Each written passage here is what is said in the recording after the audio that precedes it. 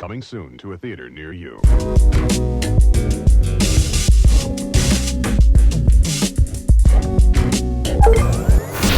Yo, what's up? It's your man, Mr. Marin, and I got my man with me, RB. That was good. Was good. And this is episode 27 of the Real Ones podcast. You know, two brothers just talking film. RB, what you been up to, brother? Man, I just got back from Vegas. I see that. How was the Vegas trip, man? Vegas was cool, man. We went out there for a little vacay, me and my lady. We saw Wu-Tang.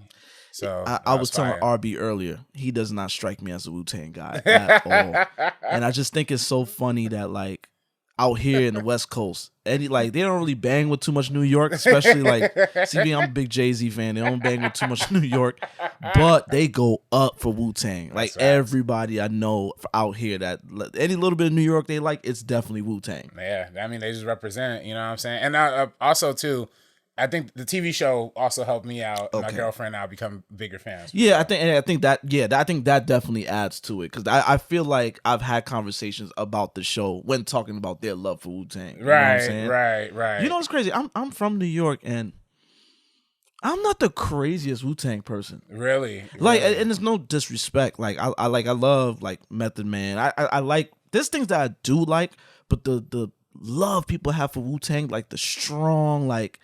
I don't have that. Yeah, I mean, it was a lot of strong Wu-Tang fans out there. It's funny, we was pulling up because the venue was at the spot, the Virgin Hotel. And then as you're walking up, you just see... Are they doing a residency out there? They did do residency. It was his last dates. These were the last days. Oh, see, I didn't even know. Yeah, I didn't even know. And they were technically... This was the first hip-hop residency like ever in Vegas type thing. Like, oh, wow. Yeah. I think Big Sean has one now currently, too, at Big Dre's Sean has residency? Yeah, Dre's nightclub. Yeah. I saw him out there a couple years ago, too. So, but Wu-Tang, it was fire, man. And then it's funny, you pull up and then you just see mad, brothers and they ladies like smoking blunts in the front of the hotel wearing Wu-Tang gear. Of course. Were they chewing on the bark too? Did they have the big bite? They just chewing on the bark? Like, of course. You know, old heads. You're lucky it ain't a little cold in Vegas. You definitely see a leather Pele jacket. With some Timbs, they ice grilling you, looking at you crazy. It's like, damn, you all right, brother? You ain't trying to go enjoy some Wu-Tang? Yeah. What are you staring at me like that for? You know? Nah, she was fired up. And then, obviously, rest in peace, old dirty bastard. They had his son, young dirty bastard, YDB, doing his verses for him. So. Was Method Man there? Yeah, Method was there. Ratman came out. So it really is the Wu-Tang Clan. Yeah. Because they have situations like this, and it'd be like the more famous members, they don't be there. Yeah. You know what I'm saying? Yeah, RZA opened up the show, and unfortunately his mic was cut off, so we really didn't hear like the first like four things he said. Man. But it was still like he opened it. Method Man came out, did a few of his like individual hits, you know what I'm saying? Okay. And like I said, YDB did his dad's like songs too, so it was cool. It was cool. Okay. Like it was a real dope show, man. Okay. Yeah, that's dope, man. That's dope. I seen you was at the Sphere. Oh yeah, How man. was that? Oh man, dude. Well, that's my second time at the Sphere. You know what I'm saying? Really? I went the first time during CinemaCon earlier this year. Oh, that's right. Yeah, and I fell in love with it that time. And I was like, yo, we got to see it again this time. Is it pricey to get in there? It is a little pricey. Yeah, it's like basically 100 something per ticket type thing. Well, owner of Madison Square Garden and the Knicks, James Dolan, owns the Sphere. So really? I'm not surprised that it's fucking pricey. I just bought Knicks tickets I bought tickets to go back home to see the Knicks in November, and I feel like I got a little deal because it was through a big Knicks fan. Shout out to Anthony MSG. He's a huge Knicks fan that's kind of visible, and he did this bundle deal where it was like, yo, you get dinner before the game. Oh, word. You get access to the Garden early. You watch the game, and then after the game, we go to the floor to shoot free throws. Oh, word. Oh, that's fire. $300. Oh, yeah. I mean, well, for that whole experience, that's not bad. Yeah. But now it makes me wonder, where are these seats? Because if I'm right under Patrick Ewing's number, it's gonna be like, damn. It's Yeah. like, damn. You're in the Nazareth seats. Yeah, because the first game, well, obviously opening night is opening night, and it was like $300 to get nosebleed seats at opening night. Really? But this is now opening night, and it's against the Bucks. I mean, it's gonna be Dame and that's a good and Giannis. You know what I'm saying? With Karl Anthony Towns is a Knickerbocker. How you feel about that? Look, man. I am not. If y'all follow me, Mr. Marin Knows on Twitter, I talk extensively about basketball. Right next to film, I think basketball is like my second love. Like I started watching ball at like 4 years old, very young. Watched the Ewing era Knicks, Michael Jordan. Motherfuckers talking about Michael Jordan. I was actually watching it in real time. You know what I'm saying? So I know Mike's game. I watched it live, and yeah, I talk basketball a lot, man. And Cat, man, like, yo, Cat had promise. You know what I'm saying? And big guy, big dude. You know, he could shoot. Yeah, you know what I'm saying. Just on the soft side, man. Just soft, like, you know what I mean? And then it's just like, then with the shooting thing, he started parking up by the 3-pointer. That became his game. Like, yo, I'm gonna just shoot threes. And it's just like, yo, I was watching your bum ass team, the Lakers. I was watching y'all playing game against the Wolves. Right. And son is on a fast break. Starts by the 3-pointer. I'm like, what are you doing? What's wrong with you? And wide open. Yeah, and then your boy AR tried to post him up. It's AR. Austin Reeves is like, what, 6'4"? You're 7 feet, 7'1". So, and he couldn't post AR. I was just like, AR is a bad man though. You know nah, he ain't that damn bad. Stop it. Cat is just big and unserious. Just a big unserious dude, man. And it was the game the night that Embiid had like 70 in Philly. Oh yeah. Then Cat had a game where it was like, oh, they both might drop 70. Your man gets to like 60 something points. They're up like 18 on the Hornets, an ass team. Son, just chucking. It's just like, yo, what are you, son? You're already in the 60s. Right. What are you trying to prove here? You could just dunk it at this point. And guess what? He shot them out the game. They ended up losing that game. Really? Yes. I didn't know that. Yes. Oh, dang. And I tuned into the game and said, oh, let me see if he already at 60 something in the third quarter. Okay. Let me see if he going for Kobe numbers. You know, I want to see that. Like, you know what I'm saying? No, he just shot them smooth out the game. So me with Karl Anthony Towns is just like, now I'm not mad at giving up Julius Randle. Yeah, even listen, smoke for Julius Randle. Listen, man, Knicks fans right now, they're like gaslighting each other. Like they gaslight us for saying like Julius can walk. Oh, he's all-star player. You know, I think it's a generational thing between me and a lot of the more vocal Knicks fans now, because again, we might be the same age, but I saw the Ewing era. Yeah. So I know we didn't win a chip, but I know what successful deep playoff runs. I know what that looks like. Right. These guys don't. Yeah. They're like the Carmelo Anthony Nick. Like they talk about Carmelo like he's Patrick Ewing. Yeah. Love Carmelo Anthony. Yeah, I mean, I know some people who love like the Carmelo era. Yeah, I know. Like they talk about him like he's Patrick Ewing, like that's the golden years. Nah, fam. Nah, like I'm sorry, I love Melo, but he's not up there for me. So man, see, I feel like you just have smoke for anybody who was a Knick and became a Laker or vice versa. No. Julius Randle, Carmelo Anthony. No. Stop that right there. Stop. My beef with the Lakers, I told you, is always Laker fans. That's always my beef. Like the Lakers, I always say, like, if I was alive, I was alive in the 80s, but like if I was older in the 80s, I would definitely be rooting for Magic, Showtime, Lakers, especially over the Celtics. Like, hell no. Like, I'll definitely be rooting for the Lakers. But, yeah, it's just like they don't know what successful basketball look. They don't know what good, consistent basketball look like. So you got Julius Randle comes in all-star numbers.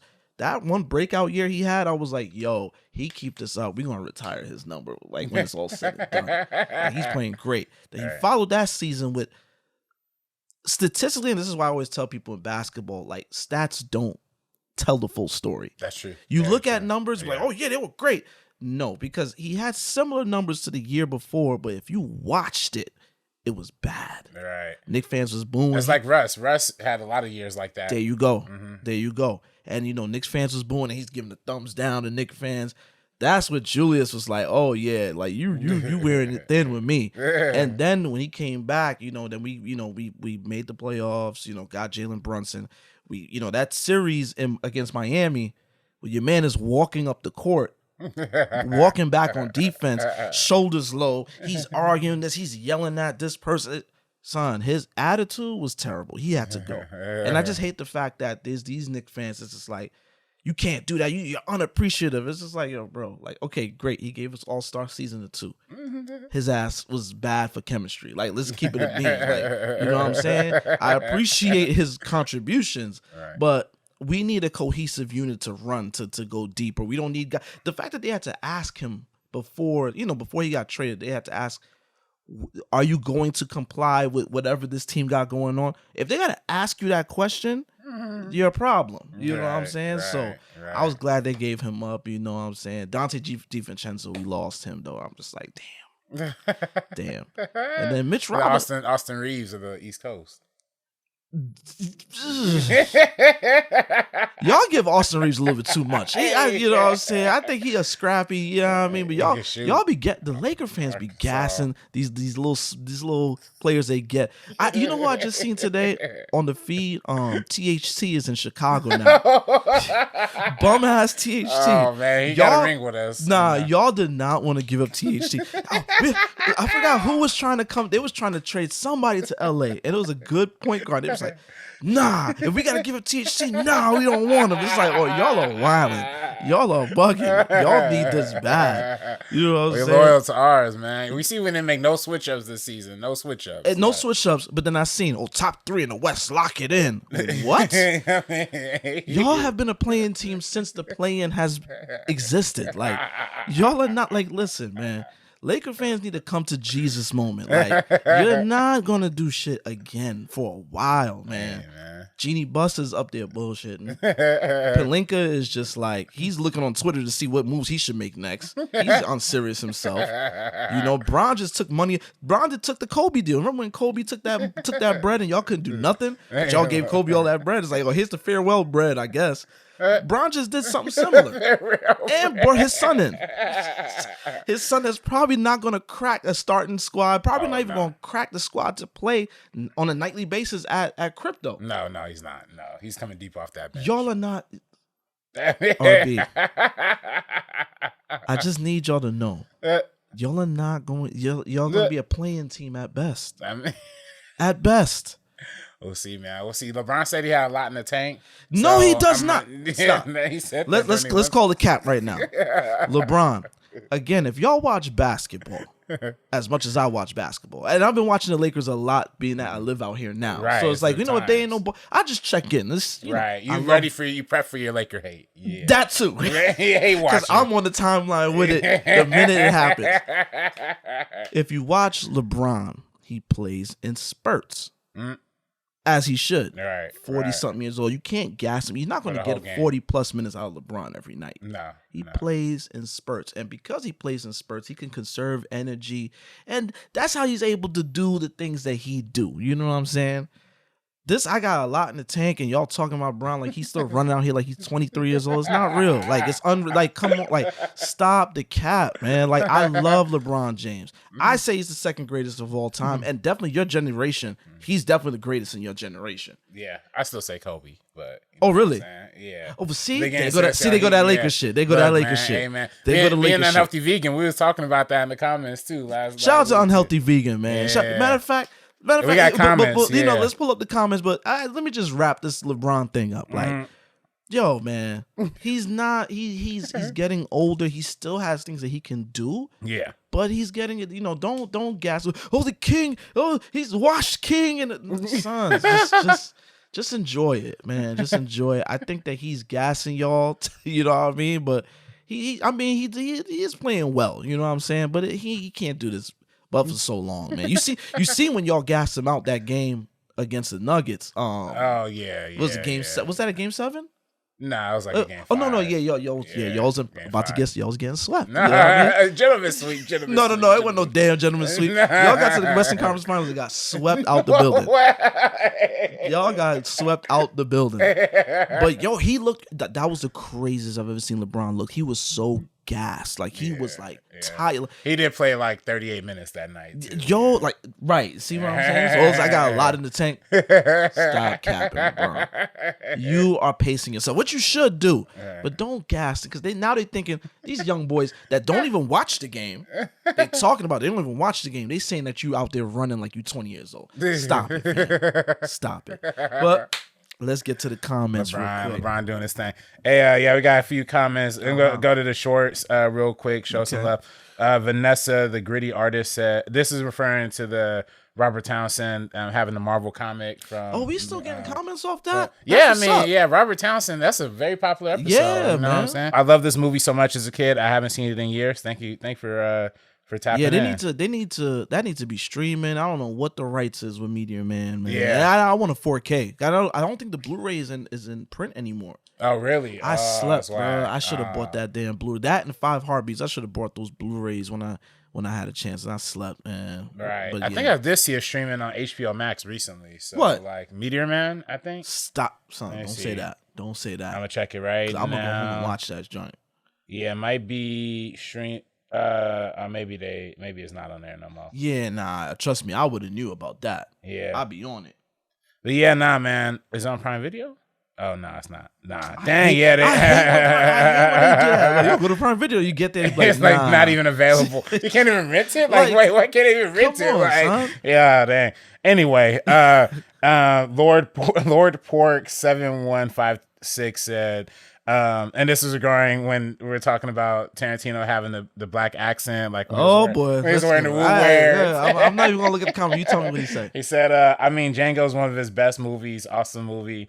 I think it's funny he puts on a black voice around black people. A lot of people do, even black people. So I guess it's Lord Pork. I don't know if Lord Pork is black. I don't know if he really Lord Pork. You don't sound like a brother. Brothers don't go for pork that crazy. But if you are, I don't know. Let me see that again. What did he say? I mean, Django. Yes, it is one of his best films. I enjoy Django. Awesome movie. It's pretty funny. Puts on black voice. A lot of people do that, even black people. You know, I feel a little political statement behind that. That's why you know, with the conversation about Kamala, which I think is a stupid conversation. I mean, listen, black folks, we speaking our natural vernacular on this show. You know what I'm saying? Unfortunately, when I go out into, esteemed circles, I kind of gotta, you know what I mean? Right. I gotta kind of clean up my language, and that's something that my mom told me. My mom worked in corporate America for years, and there'll be times I call my mom for work. She's like, equitable. I was like, mommy, what do you want? She's just like, it's like, on and off, right? Yeah, like we got to turn that on and off, and when we do get comfortable around each other, this is how we talk. You know what I'm saying? So. Right. I mean, yeah. I mean, that's exactly what you mean. Like, I'm not gonna present myself the way I present myself around you, around my homies, the way I would in like the professional setting. Yeah, you know what I'm saying? That's just everything humans do. But I feel like the far right makes it seem like that's weird all of a sudden. Like, y'all are the reason why we doing this. Like, right. We can't be ourselves. Motherfuckers couldn't even wear natural hair for a long time. You know what I'm saying? Like, we gotta do. This is how we gotta do. So I'm not sure if that was a endorsement of what Tarantino does, but Lord Pork, no, I disagree. With I don't think it's funny. I think it's actually very annoying and offensive. You know what I'm saying? Because it's just teaching me that, only black people understand if I speak Ungawa. Like, you know what I'm saying? Like, I gotta put a plate in my lip to talk to black people. No, you don't. Like, for a fake grill. Yeah, just be regular. Like, Anywho. That's some bullshit. You know what I'm saying? I gotta look into this Lord Pork character. Yeah, man. Lord Pork. Are you a listener to the show? Do you listen to us? Right. He might just stumbled on the shore. I don't know. Which if you just watch us on the shorts, please subscribe to the channel. Yes, please. Watch the full episode. Yes. Gene Adams or Janae Adams 8067 said, when we were talking about imagine if Trap was at a rap concert. If it was a rap concert, boy. If it was a JID concert, Josh Barnett would be looking for the exits. Then you hear 151 Rumstar. That crazy. No, that was actually an interesting. It would be crazy if that was a rap concert. Yeah, that really would be crazy. That would be nice. Ike J said, and this is regarding you hating on Eddie Winslow. Oh my God! Here we go. It's like the same clips keep coming back. Here we go. It says, "Nah, dude is old hating. he said, "Where's the hip hop in the '80s TV show? Hip hop was still earning its respect during the '80s. He's forgetting there's a lot of time out. Who is this? This is Ike J. Yeah, it looks like brother, a black it's a profile brother, picture. it's a brother, man. Right. Time out. This is where I'm gonna stop you. That episode was definitely in the 90s, okay? And in the by the time the 90s come, hip hop has gone mainstream. I mean, oh, for sure. I mean, we was seeing it. I don't know if you ever, Fruity Pebbles commercials. Barney and what's his name? Fred was rapping and stuff. And that was in the 80s. You watch me get Fred's Fruity Pebbles. Who are you? I'm the master rapper, and I'm here to say I love Fruity Pebbles in a major way. He loves Fruity Pebbles in a major way. The bedrock yellow, orange, purple, lime, and red. But to get the fruity taste, I gotta trick Fred. Fruity. So, no. Kid and Play had a cartoon by 91. Nah. I definitely want to, and then Family Matters did kind of tiptoe into the hip hop culture a little bit, not crazy, but it showed that it existed. Right. So they kind of did. Now they did it corny because I don't think Brothers and Sisters was writing on that show, but they definitely tiptoed in that. So I don't agree and they had with the that. rock and roll intro and I just wanted some flavor on the show, and that's okay. I could want flavor, like that's all right. Like the hell, like, and it's not hate. I mean, I hate the show, but what am I hating on Eddie Winslow for? Like he could not sing. Like you watch the clip, like right. Yeah, y'all gotta get out your feelings about Family Matters, man. That show is like, I get it, you love it, but like some of y'all points as to why, like they be calling you anti-black. Yeah, you call me anti-black. Like watch the show, I'm very black. Okay, and then secondly, I don't have a father in the home. That's what somebody said that one time. Like, y'all are whining. Like, yo, just shut up, please. Respectfully, my brother, I disagree with you there. Like, and you should brush up on your hip hop history because hip hop was definitely mainstream by the early 90s, which that episode took place in. So Fresh Prince of Bel-Air was already out. You feel right. You're wrong, okay, brother. Ike J, that was his name. Yeah, Ike J. J, you're wrong. Fresh Prince was already on TV by 90. Yeah, he's rapping on the intro of that show. Right. I'm not saying I needed them to be rapping all the time on Family Matters, but I just wanted to see some flavor. I didn't connect with the show. Yeah, it wasn't happening. Yeah, that's really what it was. Some positivity side though, you know what I mean? Shout out to FSC Presents 2008. They said this is regarding Robert Townsend, one of our Robert Townsend clips. Said L-Town finest, Austin High School / Chicago legend. So Robert Townsend repping where he's from. I guess same high school. Okay. Another one, Benito Blake 1497 said, and this was regarding the clip where we were talking about rappers playing cops in movies. Okay. They're saying Ice-T served 4 years in the Army, 25th Infantry. Ice-T is a chameleon. So, listen, military man. Hey.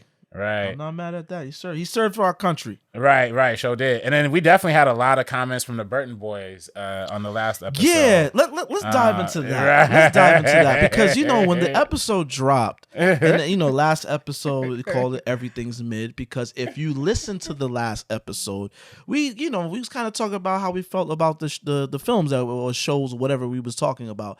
And, we was kind of middle of the road in a lot of it. Like, Rebel Ridge, we was split on that, but I was kind of middle of the road. Right. Beetlejuice. We kind of middle of the road. Like, do y'all know what mid means? Mid literally means the middle, or it's like, okay, like, I know mid, the connotation of mid online is like when something is whack, that shit is mid. Like, right. I don't know. I speak pretty, I don't really subscribe to that. Like, it's just like, if it's mid down, again, listen to the episode.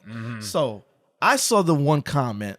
That one up top. Yeah, Alberto 5147 said any channel that uses the expression mid shouldn't be followed. But then, oddly enough, I clicked on their page and they commented on the Deadpool and Wolverine episode too. So that means they follow you. So that means I guess they follow you. That means they follow us. Right. Yeah. So you follow us. Thank you for the following. Thank you for your 2 cents. Right.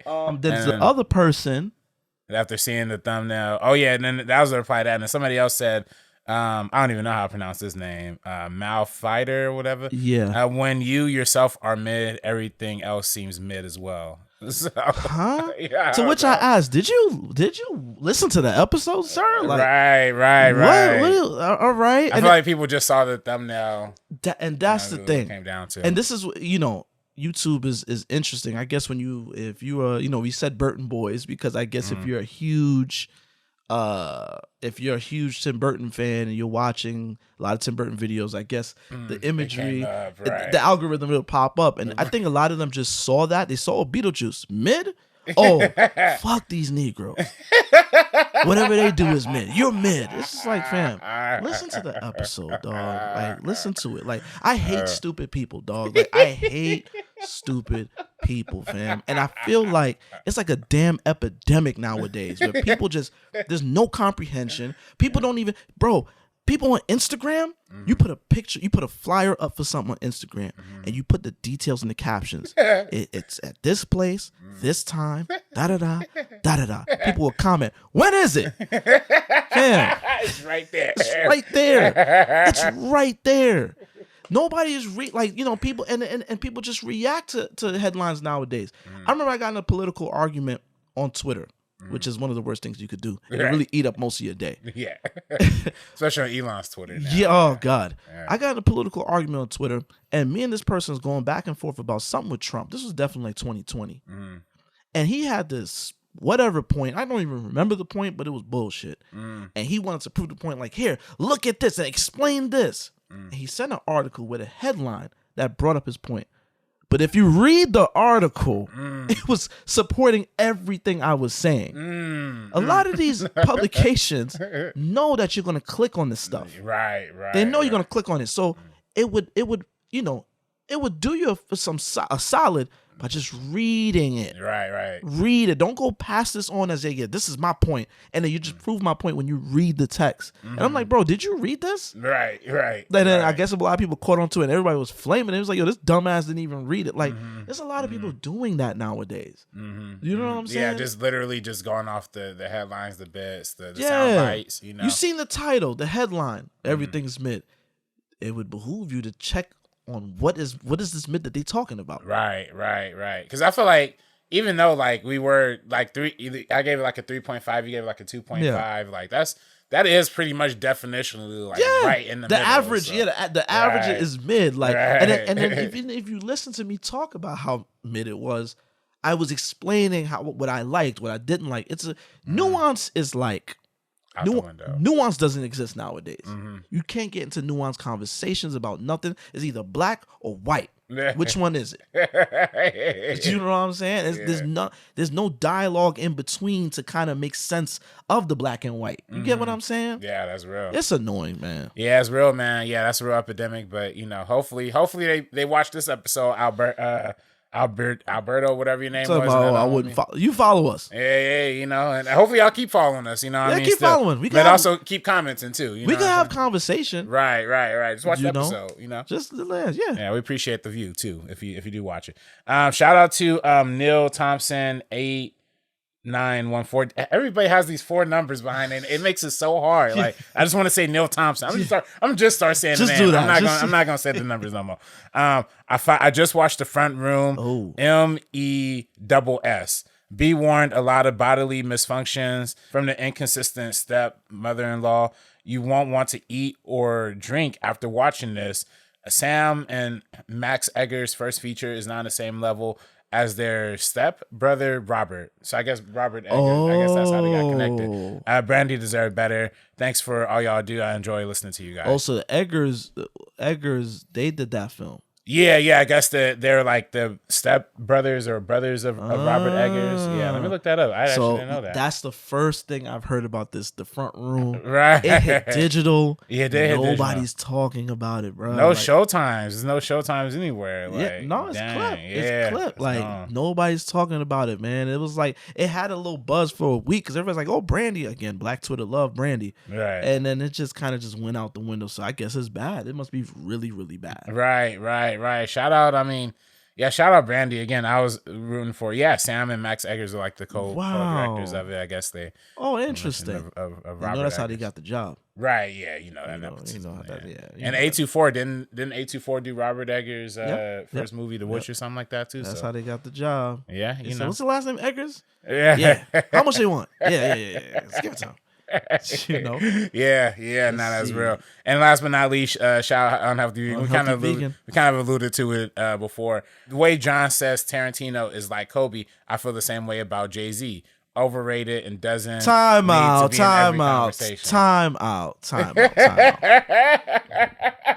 I am a proud Hovenger, okay? I rep Hove. We overrated in what kind? We talking hip hop? We talking lyricism? Because if we talking lyricism, you talking double, triple, quadruple entendres. Like Hove talks crazy. So Unhealthy Vegan, my brother, I appreciate you. I know you follow. You're a friend of the show. You follow. You definitely be shout out to you. We've had conversations on the timeline briefly. I need to know what you mean by that, brother. What you mean by that? What are we talking about? Because we talking about hip hop. Hove, I don't know what other conversations being put Hove in, but I think he's up there. I was like, I think so. Yeah, So, I'm cool on Jay-Z. Y'all weird, man. Y'all weird. Hove is. I like 99 Problems. You know what I'm saying? But see, here's the trivial part. Mm-hmm. What Jay-Z are y'all talking about? Because it's so funny. Every time I get in a conversation, a debate about Jay-Z, they bring up Empire State of Mind, all the new joint. But my Jay, I listen, for all my favorites, I believe in the GOAT period. There's a period of time that cements them as the GOAT to me. Now, what they do outside of that period of time, it's whatever. It could be up and down, but I feel like that period cemented them for me. I always say Prince's GOAT period is like 78 to 92. What he did after that, I do like things that Prince did after that, but it's hit or miss. Some of it's hit or miss. You say that to some Prince fans, they get offended. Because like, oh, you don't like the 90s? Oh, you're a fake fan. Whatever. That's his GOAT period. Michael Jordan, 1984 to 2000. To 1998. Them Chicago Bulls years, everything he did there, go. That's it. There's no arguing. Like, I don't care about even though the Wizards years was kind of impressive to see him do that at 40 years old, but he wasn't the same. And he was already cemented to me. For me, Jay-Z's GOAT period is 96 to 2003. Reasonable Doubt, In My Lifetime, Hard Knock Life, Life and Times, Sean Carter, Blueprint 2, Black Album, The Dynasty, La Familia. I guess it's a Jay-Z album. It's kind of like it's almost like for me. That was always like a compilation to me. I don't know. There's just a lot of people on that album, so it's whatever. There's a lot of people on that album, so it never really struck me as a Jay album. But that period, 96 to 03, that is the GOAT period for me. He talks crazy. The body of work is crazy. That's like prime Jigga. Jigga with the waves, do-rag Jigga. He talking street shit. You know what I mean? But, he did have things after that I like. American Gangster, great album. That's a great album. That was a good album. 444 on some adult contemporary hip-hop joint. Great album. Some fall asleep too, see, the RB. You young buck. You a young buck. You motherfuckers born in 1997 don't know about no 444. All right, but I'm not adult enough for that one. Yeah, like, it's like what is these conversations, brother? I know you're gonna listen to this episode. Maybe we could talk on the timeline about it. You know what I'm saying? We'll see. Yeah, maybe I gotta go back and revisit some older Jay too. Yeah, that's the thing. You gotta go back. You gotta be. I just think about when I think of Jay-Z, my first thought honestly is we talked about it before, but that Chris Rock movie, was it like State? Like he's like Head of State? Head of State, yeah, and they keep doing like, let's play the same Jay-Z song again. Look for me, young B, cruising down the west side highway, doing what we like to do. Eyes behind shades. We interrupt the Jay-Z song to bring you this special bulletin. Presidential candidate Senator Sam Gaines and his running mate General Olson James were both killed today when their planes crashed into each other over Virginia. We now return you to the Jay-Z song already in progress. Yeah, 'cause mommy's a rider and I'm a roller. Put us together, how do you... That was like images of Jay-Z. Really, just You got, bro. See, I was with Jay from day one. Like, ain't no was like the song I fell in love with Jay. That's like his first mainstream single. Like, so I've been with Jay from day one. Like, I'm a day one Jay fan. I'm a whole Fenger for real. Oh, you know what I'm saying? Right, So, right. nah. When I was saying with Kobe, which I don't know if I was talking like there's certain combos they put Kobe in. That's like, I don't know, most dominant player ever. It's like. Right. Stop. I get from a statistical standpoint, he's not the GOAT. You know what I mean? From a statistical No. I mean, listen, the GOAT. Listen, you know what I'm saying? Here's full discretion. Right. The GOAT could be. That's up to you. That's up to you. You know what I'm saying? Right. But it's just when you force them in certain combos, like it's just like, what I seen somebody say the other day. Kobe had no weakness to his game. Stop it, fam. He missed the most shots in the league history. Like, one of his weaknesses is that he was a wild chucker. Like, stop it, dog. Like, Kobe would shoot you out of a game. He wouldn't pass the ball. Yeah, he would. Kobe would shoot you out of a game. Stop it. Like, stop it. That can happen. Kobe is not a perfect player. Nobody's perfect for that reason. Nobody's perfect. So cut it out. Cut it out. That's what I mean. So I need to know what you're talking about because Jay is in the league company with me. You know what I mean? So I need to know what you talking about. But yeah, man. I'm glad we. Shout out to y'all in the comments, man. Just make sure, like I said, just subscribe. Rate us on Spotify. Yeah, rate us on Spotify. If you on Spotify, give us 5 stars, man. You rock with the pod, man. Just rate us, man. That's gonna help people find us. Yeah, for real. You know that what puts I'm us saying? up in the algorithm for sure. Absolutely. Yo, I was watching last week Mr. McMahon. Mm-hmm. Oh, the Netflix doc, yeah. Yo, that was so good. Did you see it? Nah, I see it. Nah. Oh my God, it was so good. It's like if you are you a wrestling fan? I liked wrestling back in the day. Yeah. Yeah, I used to watch Attitude Era. This is like 90s going to early 2000s. Like that was my bag, and I knew the controversy going into the McMahon doc. With all the nasty stuff that came out about Vince. Right. You know what I'm saying? Workplace environment. Yeah, and then he had to put out a disclaimer. Saying like I took part of this, but the way they edited it and it's made me look a certain way. Right. And after watching it, no. It's Vince. It's Vince. It's like it's everything we kind of knew, but they have footage behind it. You know what I'm saying? Well, not footage behind the nasty stuff, but they got like a lot of footage behind what was happening behind the scenes in the WWF back then. And WWE. I feel like they kind of lent voices to his supporters as well as his detractors. That's as even handed as it gets. But I get it. He's a very prideful man. Right. And when you're telling women, which I think that they didn't even go into the girl that was being trapped, the girl in the middle of the sex trafficking thing. They didn't even really go into her story that much. So they kind of shot you some bail, bro. 'Cause if they go into that, then it'd really be bad. You know what I'm saying? But when you're telling girls that I'm gonna get my black wrestlers to do this, that, and the third to you, it's like you're a nasty dude. Like, you know what I mean? We got to talk about that. Like, come on, son. Yeah, there's that. They didn't. I saw on Twitter somebody said they didn't put the clip of him like saying nigga in front of Booker T. Yeah, with the do-rag on and all that. What's up, boss? How you doing? Yeah. What's good in the hood? Just holding it down, trying to take care of business. Keep it up, I'm a nigga.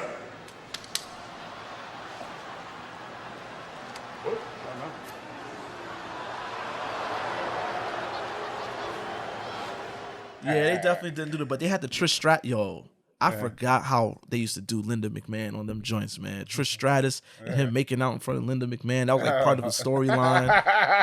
Him stripping her. Yo. From his wife? Yeah. Mother telling us, come on out, you rapist. It's like, yo, son, like, it was WWF, peak WWF was wild and it was good. Yo, it was. We was kids watching that. I had no business watching that shit, dog. My mom didn't know. She just thought it was wrestling. You know what I'm saying? Mario, we telling people, suck it. Suck. We wilding. bras and panties match, all that stuff. Like, listen, man, boys of my generation, we love Trish Stratus. That's some good milk right there.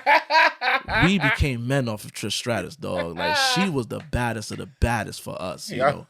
So it's like, shout out to that era. It was very problematic. Definitely would not fly today. Oh no, definitely would not fly today. But I watched all 6 episodes. Like, it was like I couldn't stop watching. Oh, I thought it was just one movie. It's a whole series. It's a docuseries. I watched all 6 episodes in one sitting. Dog. Oh, for real? Actually, I watched 3. Then I went to Costco, did some adulting, came back and watched the other 3. That was good. And then after that, I seen when I ended the episode, I seen Netflix has a prompt where they show like another recommended show, Monsters, the Erik and Lyle Hernandez story, which I did not realize was the second. I didn't even realize that the whole monster thing with Jeffrey Dahmer was going to be a series. Right. I thought it was just a limited series. Yeah, that's what Ryan Murphy always be doing. Like he's American Horror Story. Did you see that? I didn't see that one. Nah. I finished it last night. Oh really? Oh, you checked that one too. Oh dang. I finished it last night, and we have to have a conversation about Ryan Murphy. I will say this. Yeah. The performances were good. If you don't know about Erik and Lyle Hernandez, in '89 they killed their parents. They walked up with their parents in the crib and went to a Knick game afterwards too. Right? Yeah, that's one of the things that ended up happening. They killed their parents with the shotties. Oh, blue light. I'm a grim person. I like watching crime scene photos. I really should have went to forensics when I was a kid. Like, I really do like that stuff. And I saw that it's grim. It's grim. Like blew the father's face. Blown out. The mom, I guess the mom tried to shield herself, shot off her fingers. Like they lit their parents up. Ooh. And what I never knew was that, because the way I heard about them, because their trial, I kind of caught some of their trial when I was a kid, but by the time by the time that I caught it, it was like on the tail end. They were always presented as being money hungry. You know what I'm saying? They just, the parents was rich. Their father was like a record executive at one point. And at one point he had he was an exec for live entertainment. The straight to video. They be making, I think they made was it Live that made the Leprechaun films? Or was that Trimark? I don't know. But they live entertainment. He was like an exec with live entertainment. And, they had bread. And, they killed them. But then after they killed them, they went on the wild shopping spree. Ended up at the courtside at the Knick game, which is forever immortalized on a Mark Jackson card that I have. Shout out to Scott Rogowski. I got that card. So you see Erik. That's when I first learned about that. Yeah, you see Erik and Lyle Hernandez chilling on the courtside. You know what I'm saying? But what I did not know is that they endured a lot of sexual abuse by their father. And and it's graphic stuff. It's graphic stuff that's detailed. I in watching the show, I started looking up the files. I'm like, I'm talking about like they went to the hospital as kids, bruised throat, torn stuff in their throat, which I don't want to go into that, but you know what that might allude to. Oh nah. As young boys, they was dealing with that, they kind of go into that. So that took on a whole nother thing. I was like, oh wow. So I'm learning as I'm watching. And and the cast of characters in the show, like that trial had a bunch of funny ass characters, like just a lot of opportunities. This the 90s. It's court court drama in the 90s. Everybody's looking for their 15 minutes of fame. You know what I'm saying? So, even the way they got caught, was that their therapist, one of their therapists, he confessed to the therapist. Therapist was recording the sessions, and he ended up telling his mistress what happened. And the way that unfolded, how the mistress ended up whistleblowing basically to get back at the therapist, because she's like, he always told me he was gonna leave his wife for me, and it was you gotta watch it, son. It's really messy. It's messy stuff. That's how it ended up coming out. That's crazy. Yeah, it's messy stuff, but then there was a conversation back in the day about the boys, 80s, 90s, there's mad homophobia going on. You know what I'm saying? And because the boys were close, and I guess details came out about their sexual abuse, I think that they were rumors, rumors, people just talking. Oh yeah, they have sex with each other. The boys are having sex with each other. And there was rumors. It was baseless. There was nothing really to support it. But Ryan Murphy kind of, I'll say this. What I do like about how he structured the show is very Rashomon style. You know, Rashomon, Right. Akira Kurosawa, different perspectives. So as you're watching the show, like the first half, you think you kind of got what happened, but then they start showing you the perspective of the parents. Like, you know, you're learning that this father is sexually abusing the kid, but then at one point you see the parents' point of view where they're just entitled pricks. You know what I'm saying? And it's just like, the father might have had some shit going on, which in real life, you know, one of the members of Menudo said that he was sexually assaulted by Jose Menendez. I believe that was his name, Jose Menendez, who's the father. He said that he sexually assaulted him. So that is true. That, you know, there's definitely that going on. But then, you know, they're showing, you know, the thing with the brothers being sexually assaulted by the dad is like up in the air, but then they do have the documents that kind of show the injuries they sustained. It's just a lot going on, but yeah, it just, you know, he shows different perspectives, but then he lends too much voice to the brothers were incestuous to the point where he starts sexualizing it. And the imagery gets gratuitous for me. Oh, that's weird. Yeah. Very weird. And, you know, I guess they asked Ryan Murphy about it, and he just kind of like, well, it is what it is. You know, we kind of wanted to show this, that, and the third. And he's very dismissive. You know what I'm saying? And, you know, Ryan Murphy,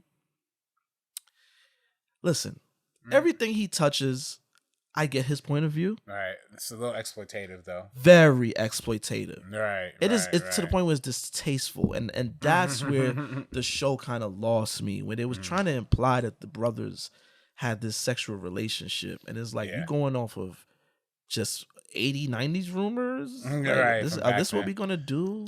I mean, it's all interesting because Ryan Murphy is gay, right? So like you think like he probably pay more attention and respect to that, but I don't know. I guess like you know, it's also it was the same thing during the OJ, the American Crime Story OJ thing. Like they tried to play it like they played it sometimes that he was completely innocent and sometimes that he was like, you know, that he really did it, and then Cuba like invoked that too. So it's very interesting that like, you know, he tries to go for all these like mixed perspectives and kind of gives you a full I'm not mad at that, but yeah, leaning into it is kind of weird.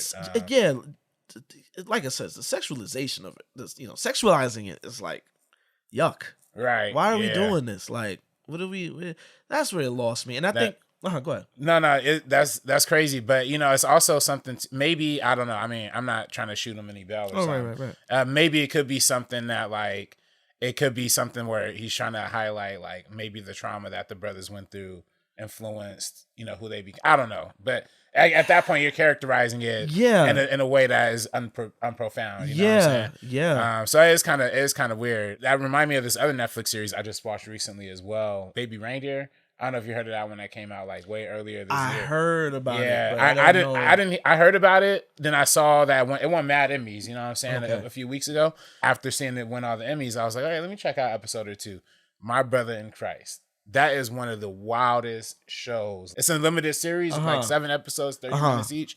Wild twists and turns of events that you wouldn't see coming. Like, what's it called? It's called Baby Reindeer. Baby Reindeer. It's about this dude working at a bar. He's like trying to be a stand-up comedian, having kind of a rough time in life. This lady sits at the bar. This kind of thicker, you know, chick. And they start chatting it up, but she low-key starts stalking them. They talk. They hit it off. She starts coming in every day, starts chatting it up, and then eventually she finds him on Facebook. And I think a lot of us men can relate to that experience where we have that one girl who goes in your Facebook, comments on every one of your photos, shoot. So it becomes one of those situations. Somehow she gets his email. She's emailing him nonstop. Like, and this is all episode 1. And then it goes, he tries to tell his friends. His friends don't believe him. In fact, they kind of making jokes and stuff and kind of egging it on a little bit. Which is always the case with brothers, man. I don't know. Barring is complicated these days. I mean, unless you got evidence, it can come back on us. How'd she get your email? It doesn't matter how she got my email. All that matters is she did get it, and now we have all the evidence we need to bar her, right? There's plenty of evidence here, all right. You read this one? Oh, no, that is brutal. Which one is that? The one where you beg her for anal sex. What are you talking about? Yeah. Looks to me like you've been begging her for anal sex, mate. You wrote back. Are you fucking kidding me? Shit, you actually sent it. Are you stupid? Are you a fucking moron? Oh, Jill. Just see it as a joke.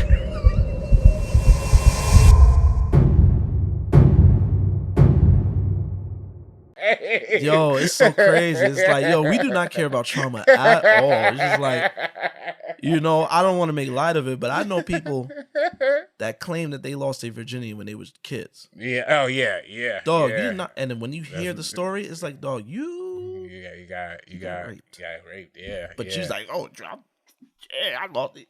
That's how, you know, so it's be things like that, and then stuff like being stalked, and it's like, oh, like, you know, you making fun of it, like, oh, you wild, you curving it. It's like, dog, like, I'm going through something. Yeah, yeah. And then it gets even worse when you realize the reason why he's kind of like, he's being stalked, but he's kind of into it because he's dealing with another traumatic situation that he dealt with like earlier in his life. And it's like, and they go into that, and it's like, ooh, this is, like you said, like with the Menendez brothers is like visceral, you know what I'm saying? I gotta check that out. Yeah, it's a deep one. That's a deep one right there, man. I gotta check it out. Yeah, streaming, they have some good content recently. Baby Reindeer. I saw also Wolves on Apple TV. Okay, well. that's Brad Pitt and George Clooney. Yeah. I was just talking to somebody about Brad Pitt the other day. I'm like, yo, he don't really do much. Yeah, he does more behind the scenes. Yeah. Oh yeah, he's producing a lot. He produced something recently. Plan B was on something, and I was like, shoot. They did Bob Marley. I know they did something else super recently. Yeah, too. And there's another big something that they're on recently.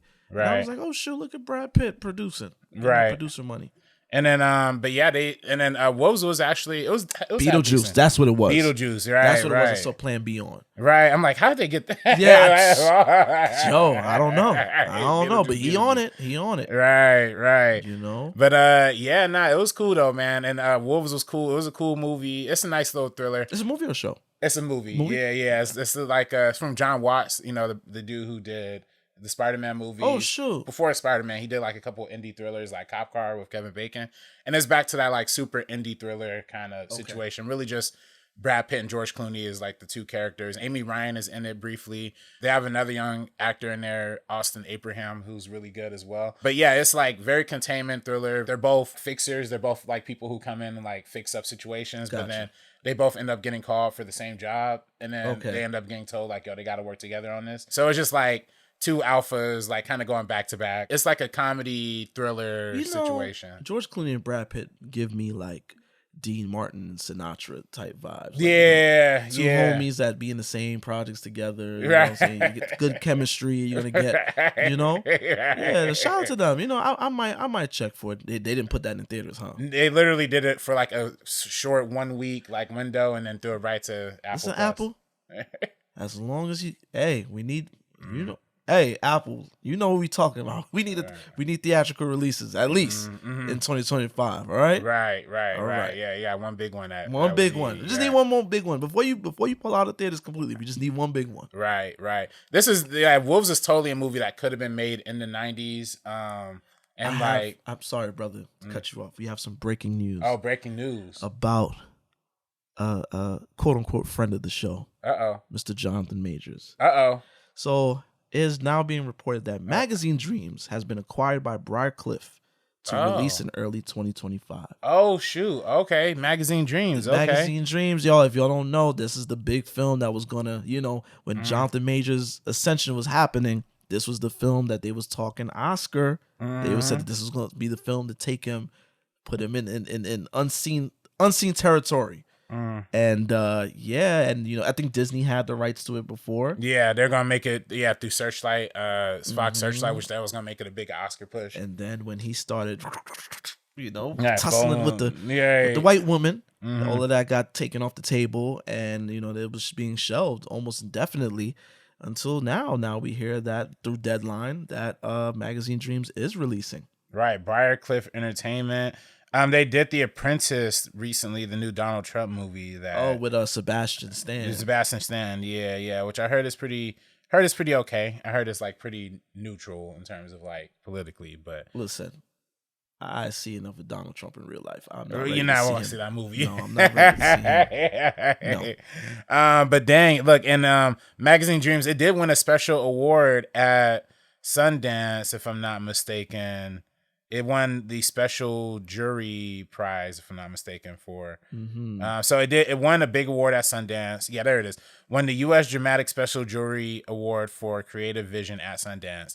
It had a limited festival window where it got 82% on Rotten Tomatoes with over 90 reviews. That's a good film right there. Right. That means it's a good film. Right. I mean, when you see it, you're gonna see it for yourself. But that seems that the general consensus is that it's a very good film. Right. And this could be I always said, like, just give it a little time. Like, they're just gonna give him a little bit of a redemption. They're gonna clean him up. It's gonna come back. He'll be. Listen, I have this convo with a lot of people. He'll be okay. Right. It's just you just gotta go through. You're starting at square one. Right. You gotta start over again. But you know, as long as you keep putting in the work, you do what you got, you'll be fine. You know, he's been crying over his lady getting awards. Alyana Von Sant is hugging him. Oh, I heard something like Megan Good's like paying his bills or something like that too. Yeah. I mean, listen, man. You listen, RB. You know the game. You know, people think, oh, when you're an actor, you're making buku money. No. If you're not producing, you ain't doing shit in Hollywood. You're literally going gig to gig. Right. You're auditioning. Now, if you're good enough, some stuff will be written for you if you're good enough. But for the most part, everybody's auditioning, though. Right. Everybody's auditioning.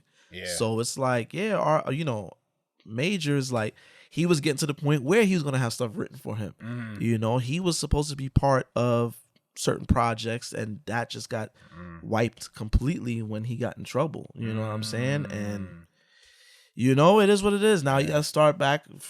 Hopefully, Magazine Dreams. Even though somebody I know that saw, well, I don't know them. I met them.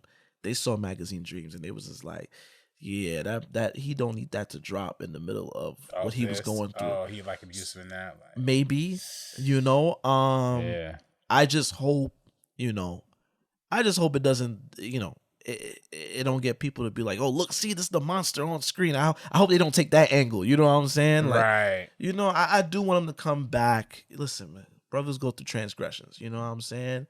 You know, there's people that's done worse. Not to minimize what he did or allegedly what he did, but people come back from it. Yeah, people come back from it. He just got to get booked up. I think if that ends up getting released, he's also doing another movie with Denis Villeneuve's brother, Martin Villeneuve. It's like a thriller that's going to be coming out.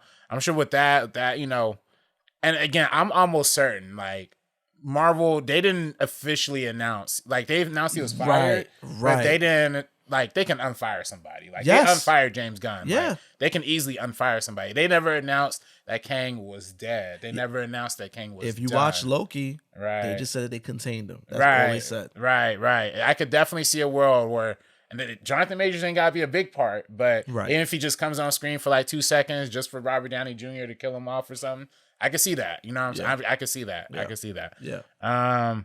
But yeah, man, it's been some good movies recently. But we definitely talking about the incestual or the incestuous. Yeah, incestuous relationship between the Menendez brothers.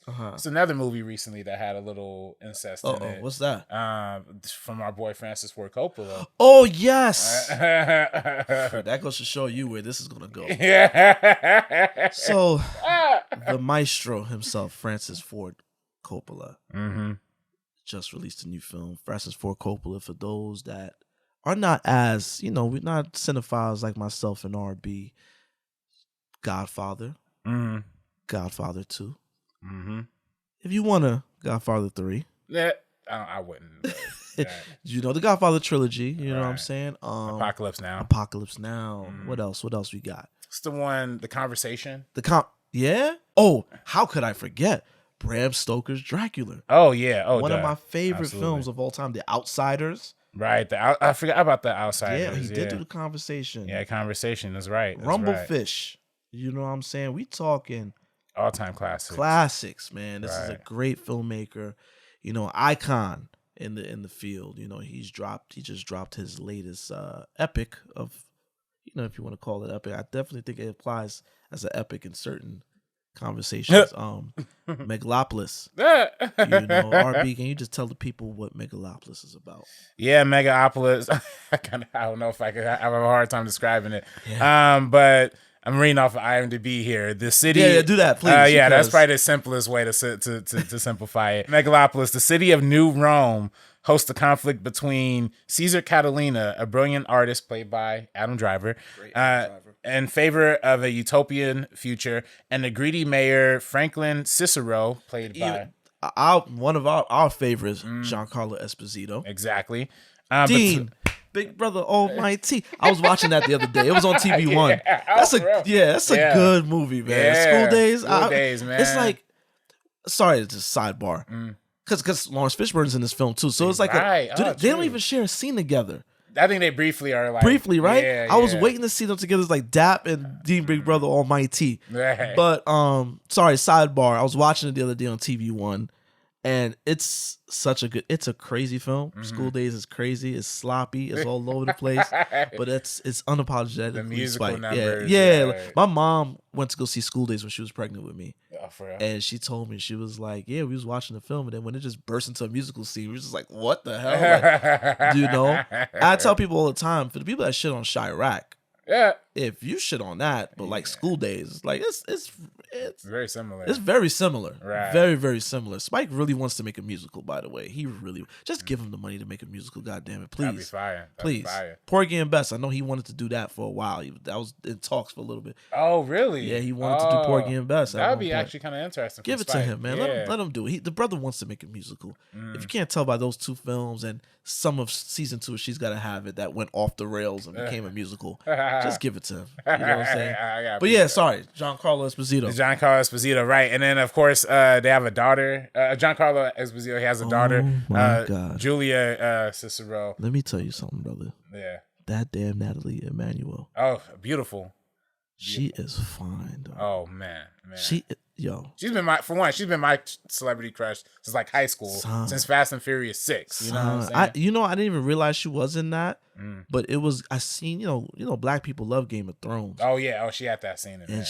Oh yeah, oh man, Lord have mercy, dog. And I just been following her ever since. She is, y'all. She is beautiful. And I seen and she's like Dominican, but English. Right? Yeah, she's British and Dominican. Anybody that knows me, they tell you my type of woman. She is my type all the way. Natalie Emmanuel, if you stumble onto this, my @ is @ MrMarinKnows. You can come into my DMs anytime.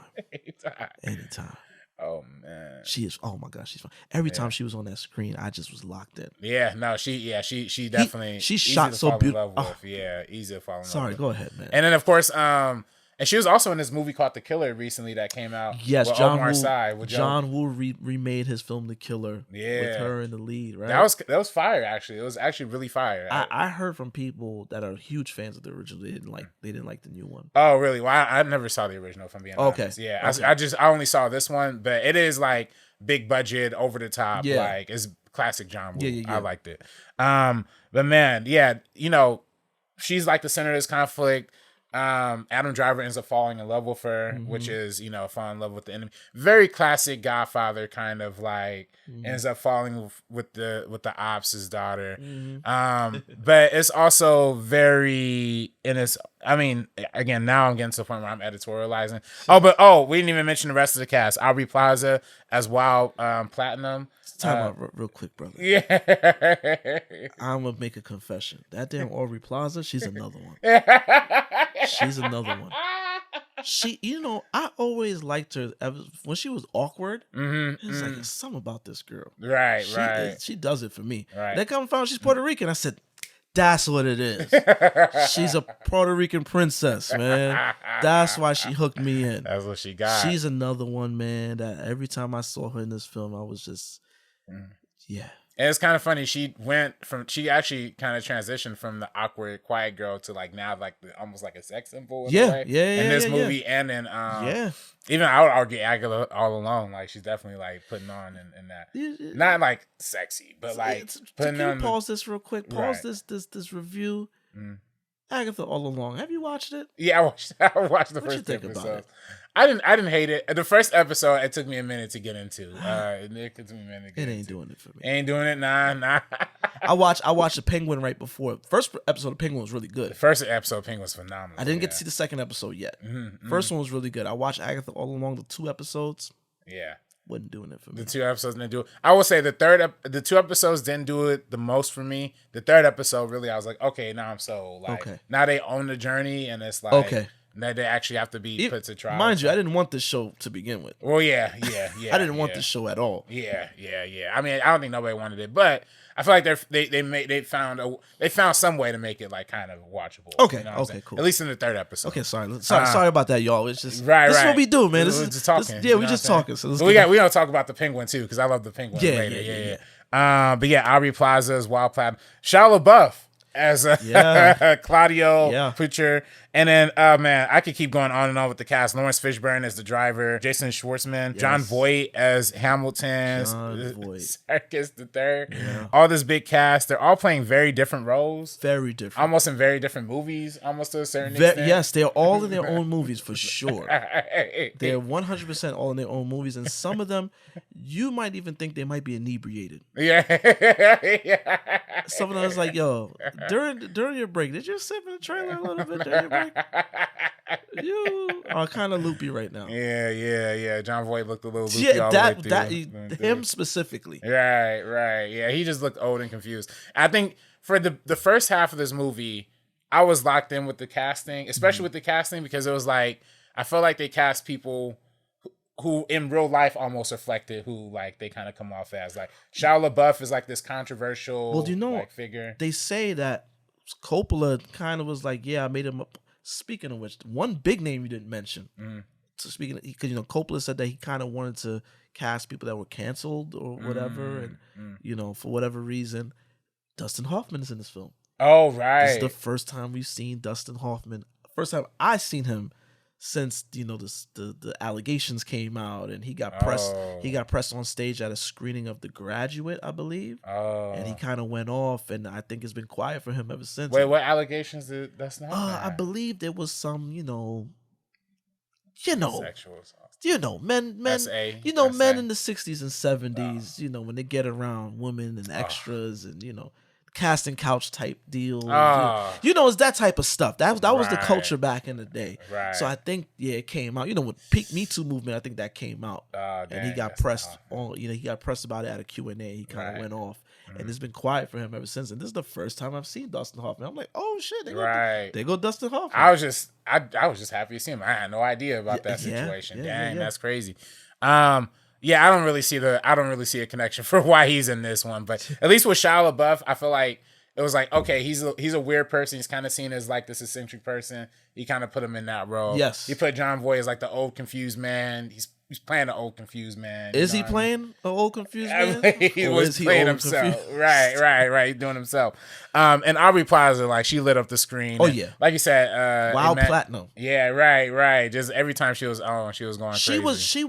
She was playing her and Shia LaBeouf specifically.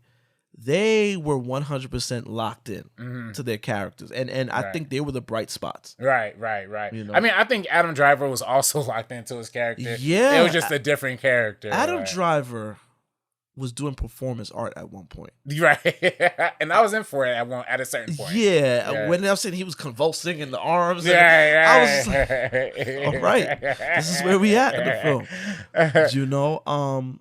Yeah, and they also had a big showdown. Sorry to cut you off. They had one big showdown. There's a lot to say about. There's a lot, yeah, and we're just scratching the surface. But they had that one big showdown early on with Caesar and the mayor, like. Inside of one of the buildings, and then they're kind of like talking at each other, and that was the first time I feel like Adam Driver really was like going crazy, like he did a big like movement and was like doing theatrical, and I was getting it. I was getting the idea because he's supposed to be like this over the top, like, and also like the theme of the film, at least in the first half, a lot of it almost played out like satire about a lot of issues, social media, all sorts of things like.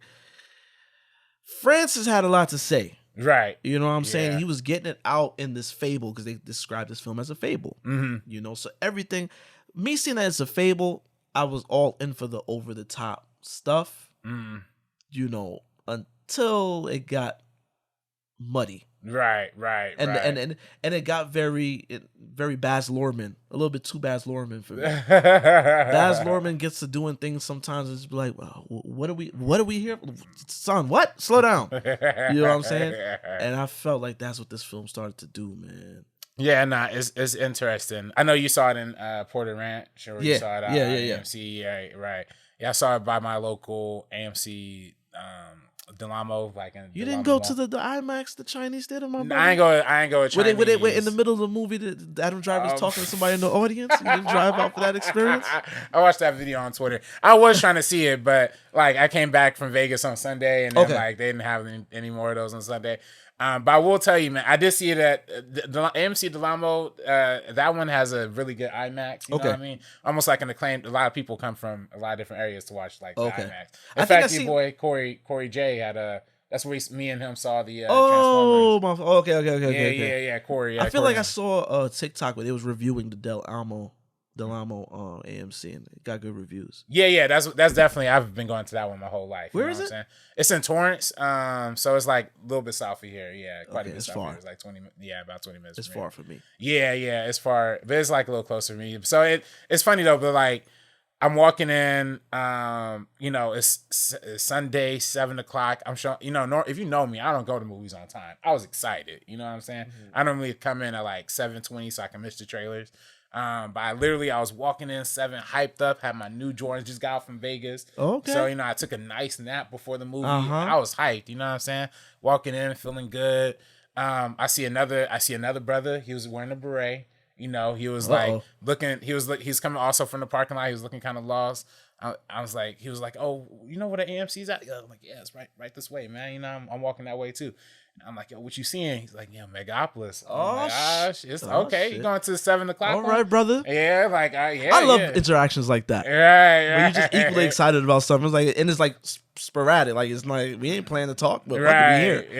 Right. We just talking. We just walking and talking, and then we just like, yeah, he was like, yeah.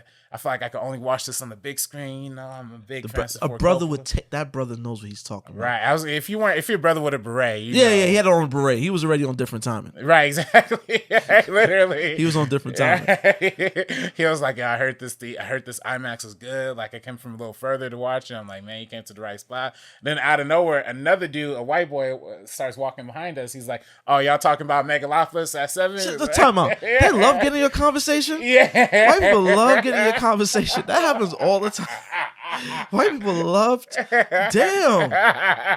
We talking about Megalopolis. Who invited you? But shout out to you. Being friendly. At least you're being friendly and not like, oh, let me get away from these Negroes. Right. You're being friendly. Shout out to you. Run the other way. But y'all nosy. Goddamn. Yeah. Y'all talk about that Megalopolis. Yeah. Go see Megalopolis. Yeah. Nah. He came in. He slid in, and he was like. He was also excited too. He was like, "Yeah, man, and we just, just three. At this point, it's just 3 film nerds, just all gas, that's dope. I mean? That's we dope. heard, Francis Ford, he put his own money in. Yeah, I saw the Apocalypse Now in theaters. We're all like talking about like. Oh, he saw the remaster Apocalypse. The brother was talking about how he saw the remaster, so he was like, "Yeah, that's why I got to see it in the IMAX." Oh, that's dope. So I was time out. That's one of the main reasons I went to go see this film. Francis Ford Coppola is an old man, He's 80? You're right. He's an old head, you know what I'm saying? I was not able to see his prime stuff in theaters. So I feel like 85, damn. 85, see? Or tours like this, when they put out stuff, you got to go see it. Just to have, to experience it, you know what I'm saying? Like, we watch movies. There's a lot of movies I watch on streaming or whatever, and I love them, and I'm like, damn, I wish I was outside when this was out. You know what I'm saying? So that's one of the main reasons why I went to go see this. Yeah. The trailer didn't really do much for me. Nah. And especially that one trailer where they had the fake folks. That was crazy. Can we talk about that real quick? Yeah. They put out a trailer for this film, which is like they knew that they were going to get bad reviews on the film. Yeah. And they put out a trailer showing historically all the quote unquote bad reviews he's gotten on his classic films. Stuff that I guess with time to show that these critics were like, they didn't know. They wasn't up on it. And then, you know, I kind of liked it. It was a flex. It was like, yeah, like, I'm that motherfucker. Like, anything I drop, yeah, y'all don't get it now. Y'all don't get it then. But y'all get it now. You know what I'm saying?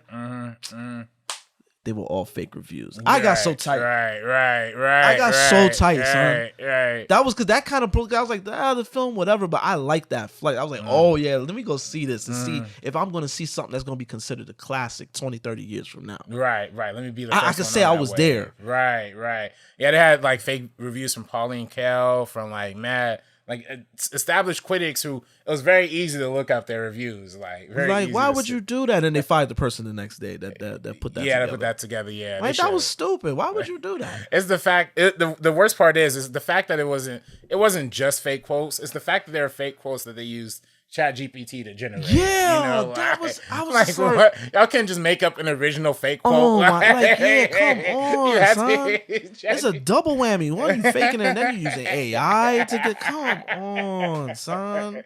And you almost think if they would have watched the movie, like with the whole deep fake like sub conversation that's in it. Yes. Right. Yes. It's crazy, man. Crazy. But sorry, go ahead with the story, brother. But yeah, nah, man. Yeah, so we all walking in, we gassed up, we excited, and you know, Megalopolis wasn't filling out the theater. So listen, man, $100 million film, right? Made solely off the wine, the wine money. You know what I mean? Coppola wine. You know, it's literally a big budget indie. That shit's crazy. Yeah, no, literally, and opened to like $4 million off that too. Yeah, I mean, yo, the film is so ambitious. It does so much. It's not. Remember, we in the time where people really pack out theirs for IP anyway. Right. It's an original film. It's kind of out there. It was never gonna make that money back, bro. Nah, it wasn't. And then, you know, the IMAX that I saw it in, it was some people in it. It was probably about 30 people, 35 people. But all three of us, we ended up sitting like in the same like center row, like basically a few seats apart from each other. So they reserved their center row. See, men with taste. Man. Yeah, exactly. That's Get what them center row seats, man. I sit dead in the center. Right. I know exactly what the center of the theater is. It's like, yep, that's me. Sorry, that's all right. So that's basically where we was at, just like a few rows apart. And then, yeah, man, we all came in excited, sat down, ready to watch. You know, and then we watched the movie. And then at some point, I looked over because the brother with the beret, he was on the left, the white boy was on the right. The white boy, I looked over, he was like loving it. You know, I forgot what scene I looked over, he was like gassing it. And then I look over to my left, boy in the beret, he dipped. You know Listen, man, he dipped halfway through. Black people, we don't waste time, man. When it's some bullshit, it's like, look, I got shit to do. I ain't sitting around for this bullshit. Shout out to, what was the brother's name? Did you get his info? I ain't get his name. I ain't get no info. Man, Nah, brother with the berets, peaced out. And honestly, bro, that is I mean, I get it. I was close. I was close to that point multiple times. Yo, like, this film, man, I ain't gonna hold you. You took a nap before the movie? Yeah, I took a nap right before. I took a few naps in the middle of the movie. Oh, really? It just, I don't know. I don't know what I was watching. You know, I always talk about Tenet being a very confusing watch. Right. This film and Beau is Afraid has got to be, at least Beau is Afraid, there was a story that I was following. Right. It took you many different places, but there was a story that I was following. I was on this story. Because I wanted to know, is he going to get to his mother in time? You know, all these weird excursions he's going on. I just want to know, is he going to get to his mother? You know, I don't know what was happening in this film in that second half. Boy. Right. Yeah. I don't know what was very beautifully shot. Yeah. A lot of beautiful film. Right. Natalie Emmanuel, beautiful. Aubrey Plaza, beautiful. Great performances from everybody. Questionable performance from John Voight. I don't know what this film was trying to do. Yeah. I think it's tough. It was like, it's funny, we were talking over text, like beforehand. I told you it was like Beau is Afraid, but directed by George Lucas in like 2002. Yeah. Very, very much Star Wars peak. Oh, that was scary when he said that, because I was just like, oh my God. I'm gonna see some all-time bad performances in this one. That was very scary. I'm sorry. Them Lucas prequels, man, they didn't do it for me. More from the aesthetic, I should say. More from the no, for sure. The aesthetic. But also, in some ways, the performances, because the prequels, they did have like stealth acting, but then you had Samuel Jackson hamming it up. You had some people going a little crazy with it. Yeah. But man, this movie, they had the sauce, they had the ingredients, and that first half was really compelling. I think all the way up until I don't know if we want to get into spoilers. Let's get into it. We're getting into spoilers. Nobody's gonna watch this movie. You know what I'm saying? So I know for a fact a couple people that listen to this is not gonna watch this movie. Right. Y'all don't need to. They're long time listeners. You know who you are, but you're not gonna. Don't watch the movie. Actually, no. Right. Now I'm talking to you. Don't watch the movie. Nah. I can't genuinely recommend this movie to anybody. Yeah. And I actually think it's a bad movie, both on the filmmaking level and on the message level. I think the message is absolutely atrocious. But I'll speak on that too. But I think it had me on the hook all the way up until that deep fake situation that happens halfway through the film. If you haven't seen the film or whatever, tune out. But if you don't care, let's talk about it. There's a scene where there is a bunch of, I guess, virgin teenagers who are singing in front of Madison Square Garden and an arena in Madison Square Garden about their virginity. And there are men that are bidding pledges to uphold their virginity or something like that. So then Shia LaBeouf, who is cousins to Caesar Catalina, who's cousins to Adam Driver, they're cousins. He's trying to set up Caesar to take him down. So he does so by deep faking a video of one of the virgin singers sleeping with Adam Driver, like in mid sex tape or something, you know what I'm saying? And leaked that during the Madison Square Garden performance. So they had the movie had me on the compelling hooks. Like they had some cool ideas, and then that scene was like, oh shoot, they're actually kind of getting modern with it. But then that plot line resolved so quick, just like I feel like a lot of plot lines in this movie, honestly. And then we end up getting stuck with more Shia LaBeouf plotting the downfall, which I feel like if this movie, Shia LaBeouf was great. If there was 20% or 30% less of him, it would have been for the better. I didn't need to see him wearing the toga and the drag the whole time. That was kind of goofy. But then it becomes a whole mangled plot of him trying to assassinate Adam Driver. Adam Driver impregnates Natalie Emanuel's character, who again is the daughter of the mayor, who's his ops. Then there's a whole. It was like the beginning of it was the beginning was like some interesting wannabe commentary about the state of the world and how we could pioneer and stuff like that. And then it kind of almost tries to be a Godfather movie by the end of it. And that's where it's like, all right, I'm kind of out. I'm kind of checked out. I checked out, man. I tell you, when them naps start coming in, right.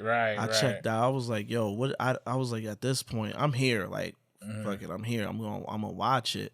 And like I said, it's a lot of beautiful imagery. It's very, again, beautifully shot, all of that. But I knew what I was gonna come in and talk to y'all about today. I knew everything I was gonna say. I was like, yeah, this is not for your average moviegoer.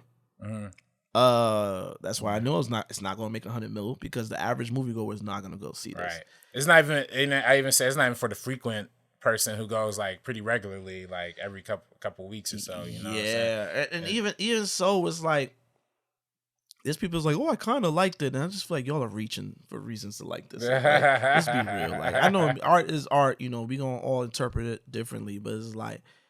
I like the fact, listen, we always talk about our auteurs, give them free range to tell their stories and stuff like that. I like that. You know what I'm saying?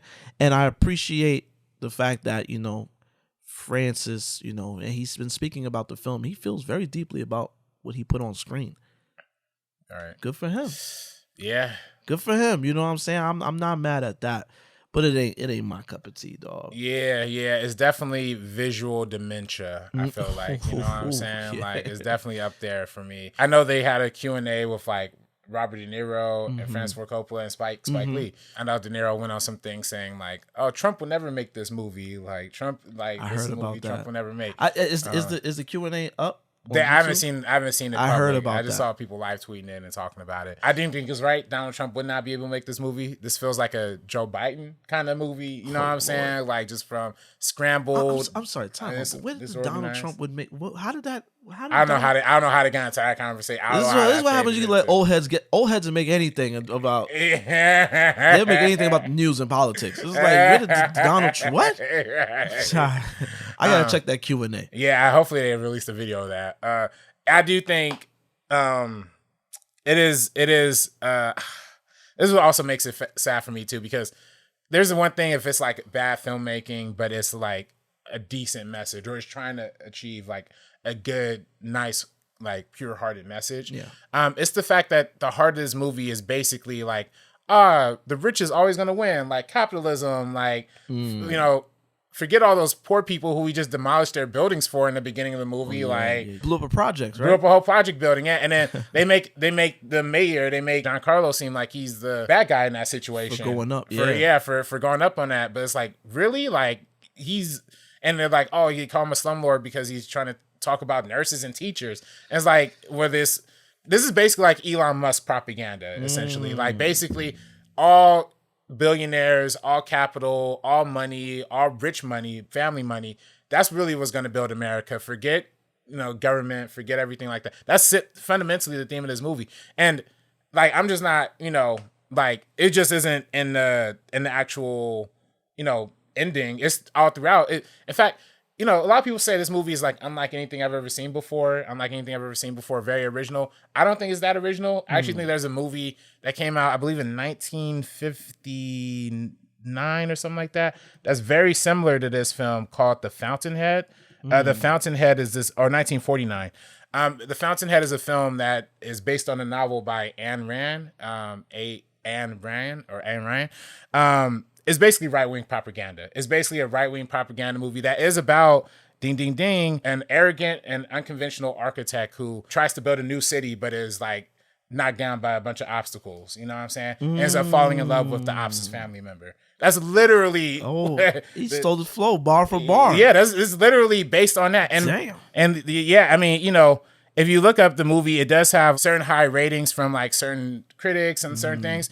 But when you look up the writer and who, like what she represents, there's literally a whole movement based around this lady called Randism. That's like far right propaganda. That's the woman that get the fuck out of here. Yeah. And I'm looking at the name. I'm like, as you're talking, I'm thinking about that. Yeah, right. You've probably seen like Simpsons made fun of this whole concept like relentlessly over the years, which is funny. But yeah, it's that whole situation of like super far right. Forget government, forget the caring about other people. Like the individual man is what's going to carry us to the top of society. That's her whole philosophy. That's that original book's whole philosophy. And this movie is literally just a carbon copy of that movie, of that original book in like 2023. So I kind of hate the movie as a filmmaking perspective, and I hate the theme like even more, which kind of makes my blood boil about how trash Megalopolis ended up being for me. So, hey man, that's me. This is whack. I can't get jiggy with this shit. Sorry, this didn't do it for us, man. This wasn't it, man. Yeah. And, listen again, Maestro Coppola. Shout out to you. You did what you had to do. You had a very profitable wine company. You was able to fork up $100 million to make your film. Not a lot of other filmmakers can do that. A lot of them are still going to the studios to try to get people on board to get their stuff out. You was able to do that. Shout out to you. We at the show, we respect that. I respect that. that was one of the reasons I was excited. Yeah, we respect that. We definitely respect that. But the film wasn't it, man. It wasn't it. It's not something like you said, RB. And I said the same about Beau Was Afraid. It's not something I can recommend to a lot of people. If you are into film and you are into Coppola, or again, if you got a respect for Coppola, definitely go check it out. You know what I'm saying? It doesn't hurt to go check it out to see for yourself. What you take from it. But for the average moviegoer that listens to this show to just hear us talk film, that think we funny, think we're insightful, don't go see this film. Yeah. Don't go see this film. It's not your cup of tea. You will be pissed off at me if you go see this film. Right, yeah. Because I know you don't have AMC A-list. We do. Right. We didn't have to pay for that. We already paid monthly, so we just, at that point, it's just finding time to just see it. You know what I'm saying? So definitely, I want to start doing something, man. Yeah. I want to start rating films on a scale. You know what I'm saying? So let's say reels. Reels of film. Let's give it. Reels. One reel bad, 2 reels okay, 3 good, 4 great, 5 a masterpiece. Okay, I respect that. I'm gonna kick it off. I'm giving this 1.5 reels. 1.5 reels. Okay, and that's really because of the visuals and that fine ass Natalie Emmanuel. I and definitely agree with that. The equally fine Aubrey Plaza. Fine for different reasons. But you know what I mean. Right. No, absolutely. No, those performances are great. Some performances were great. I even think Shia LaBeouf was good. No, he was good. He was good. Yeah, I just wish there was a little bit less of his character, but otherwise he was good. I'm gonna give this a half a reel, man. Woo! This is a short film. This is a short film for me. Short reel. Yeah, I can't get behind the message. I can't get behind the filmmaking. The cinematography was good. The visual effects were god awful a lot of times, in my opinion. Yeah, it got a little wonky. Right. I'm like, did they use the dome? Did they use a green? I don't know what they were doing, but sometimes it looked atrocious. The visual design, I'm not sure. Did this film take place in the 90s? Like, 'cause I remember there was one point where I was reading a newspaper, and it kind of looked like there was some 90s basketball happening on the cover. It's definitely a timeless. It's one of those. It's like Batman '89, where it's like it's modern, but then it takes place in like Art Deco. Everything is Art Deco, so it looks like the 40s. Right. You know what I'm saying? Same with Princess Under the Cherry Moon, black and white film. You kind of get the old timesy, old Hollywood stuff, but then he has a phone with a neon telephone. Right. And, you know what I'm saying? It's just very modern things sprinkled in there. So it's one of those films that don't really have a time period. It's kind of a mishmash of everything. Right. Yeah, it's all over the place. The only reason I'm giving it 0.5 and not a complete 0 is the hilarious moment when John Voight shoots Aubrey Plaza with the arrow at the very end. He pulls out an arrow, which brought this movie established that we have guns. Like, there are guns in this universe because a little kid tried to assassinate Adam Driver with a gun. So there's guns. Yeah, so we know there's guns. But he didn't pull out a gun. He pulled out the bow and arrow. And it was the way he introduced the arrow. Yeah. See this boner? It was like, yeah. Son. Check out this boner that and this brings me to the script was so hammy. I'm pretty sure, I'm 100% positive everybody signed on when they found out Coppola was looking for them. Yeah. Which I get it. I get it.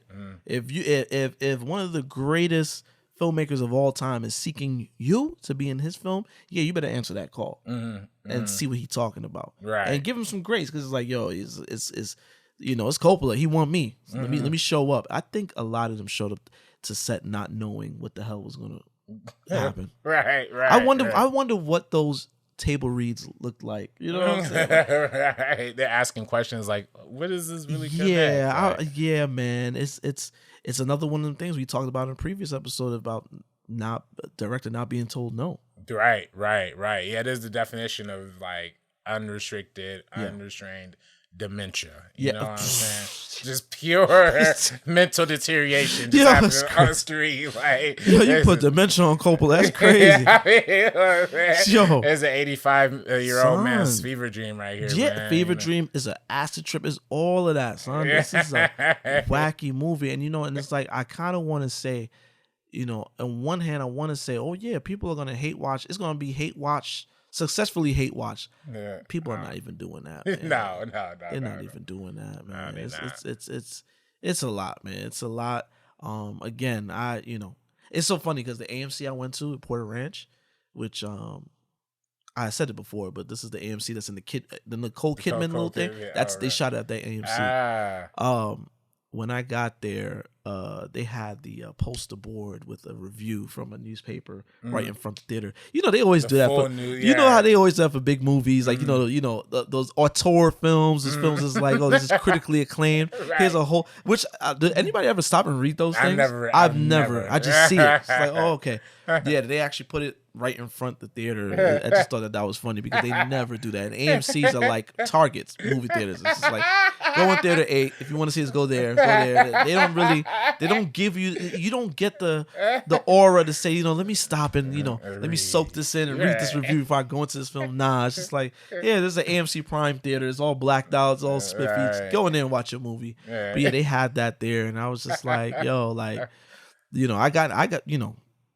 I got in the theater. There was only 5 people, and that's including me. Yeah. It was 2 couples and me. Yeah. You know what I'm saying? And they might have heard me snoring at one point because I definitely woke myself up with a snore. Oh, for real? Oh, yeah. You woke your own self up with your snore. I definitely. At one point, I can't even remember what scene it was, but it just was. I said, let me close my eyes real quick, and then I woke up. I woke up and something was happening. I was like, oh, okay, right. Yeah, I feel like Giancarlo, it's such a waste too, man. Like his character has such a cool momentum going in the beginning. It's about to square off. Yes. And then, the daughter ends up getting pregnant, and then it's almost like that storyline almost kind of went away. Yep. I feel like the problem is the storyline just kind of went away. Just disappearing. Right. They didn't even resolve. It just kind of went away. That was really the biggest thing that kind of made me bored. Like the first hour, I was locked in. Yeah. And after that, I started checking my phone. Yeah. I'm like, when is this gonna wrap up? Yeah. Like, I would. Come on. Yeah. It was only 2 hours and 18 minutes. It felt like 3 hours. It's so crazy because the AMC, with the trailers and stuff, it was like perfect. It was like 30 minutes exactly from my showtime. Mm-hmm. So I knew how long the movie was, and I knew when the 2 hour mark was going to hit. It was taking forever to get to that 2 hour mark. Boy, I was like, God damn, can't we hurry? And then when I realized what time it was like 3:30, and I was like, oh, okay, it's about to end soon. And just those last 18, and it's one of those movies that got multiple endings. It's like, yo, come on, like it could have ended right here. It could have ended right here. Like, it wasn't good, man. It wasn't good, dog. Yeah, man. Was not. Listen, man. Blame it on the alcohol, man. Blame it on that damn Coppola wine, man. He must have got sauced on that shit when he was writing. That's what John Voight was sauced on during this. He was, John Voight. I'm already kind of whatever on John Voight, but yeah, he just definitely came off as. And Dustin Hoffman just was all gravelly, and I didn't know what he was saying, and it was like, oh my God, they are washed. Go sit somewhere, man. Damn. Yeah. But them little Midnight Cowboy reunion. You know what I'm saying? Oh, that is Midnight Cowboy. I'm walking there, which Spike did in Mo Better Blues. I love that homage of Mo Better Blues. Yeah, I'm walking it, which that happened in real life. They said that they were shooting the scene, and this is old school New York. Crowded. If y'all never seen this, it's Midnight Cowboy shooting the scene, and Dustin Hoffman almost gets hit by a cabbie, and he's like, "I'm walking there." Oh my, cigarette falls out. Yeah, because remember didn't his character kind of speak kind of funny? Yeah, exactly. But then he goes full on like, "Hey, I'm walking there," and you see the woman in the background kind of looking like, "What?" I always loved that because again, Spike did that in Mo Better Blues. It was a cool homage, and I love that. It's just that's New York for you. I'm walking in, Yeah, I love that. But yeah, that was a little Midnight Cowboy reunion right there. Man. I didn't peep that connection. See, that's a good one, man. They had Lawrence Fishburne. Lawrence Fishburne was also wasted too. Yeah, such a waste. And he was narrating the beginning. I was like, even if he wasn't going to be the driver the whole way through, I at least want to see more of his narration. I thought that was cool too. He narrated the trailer too. He did narrate, which you don't get much. I miss trailers with narration. Yeah, I agree. I miss them. Yeah, the old school 80s I miss trailers. Yeah, a man and this and that. Or like the horror trailers. Oh, speaking of horror, Friday the 13th, I bought the 8-pack, the digital 8-pack. Oh, really? Yeah, I'm prepping for spooky season, man. Oh, man, you're getting locked in. Yeah, man, I watched all of them. The movies are bad, but they're entertaining, man. Oh, the original Friday the original the 13th? 8. Yeah, the original Paramount Not the 8. remakes. Yeah, not the remake. Definitely not the New Line Cinema ones. No. The original 8, up to Jason Takes Manhattan. Barely in Manhattan, but okay. That shit was terrible. And it's just so crazy when you're following each film. You see how it starts and you see that they find a formula and it's like, okay, this is it. And then it just goes off the tail end. It jumps the shark. Yeah. When Shorty has telekinesis and there's a telekinesis teenager versus Jason, it's like, all right, they done mailed it in now. You know what I'm saying? Definitely jumped the shark. And when they tried to do they tried to do a copycat Jason thing with part 5, A New Beginning. That didn't work out. And you just see, it's just seeing the flawed storytelling and stuff. But the films are so entertaining, man. It's so entertaining. Even my son, who's 2 years old, he's watching me watch the film. Oh, really? He calls it Scarcy movie, not Scary movie. Scarcy movie. So he woke up today, Scarcy movie. Scarcy. So I got to go and show him a Jason scene. He's like, uh-oh, Scarcy movie. So it's like, I'm getting in that bag. Hey. And where was I going with this? I was talking something with horror.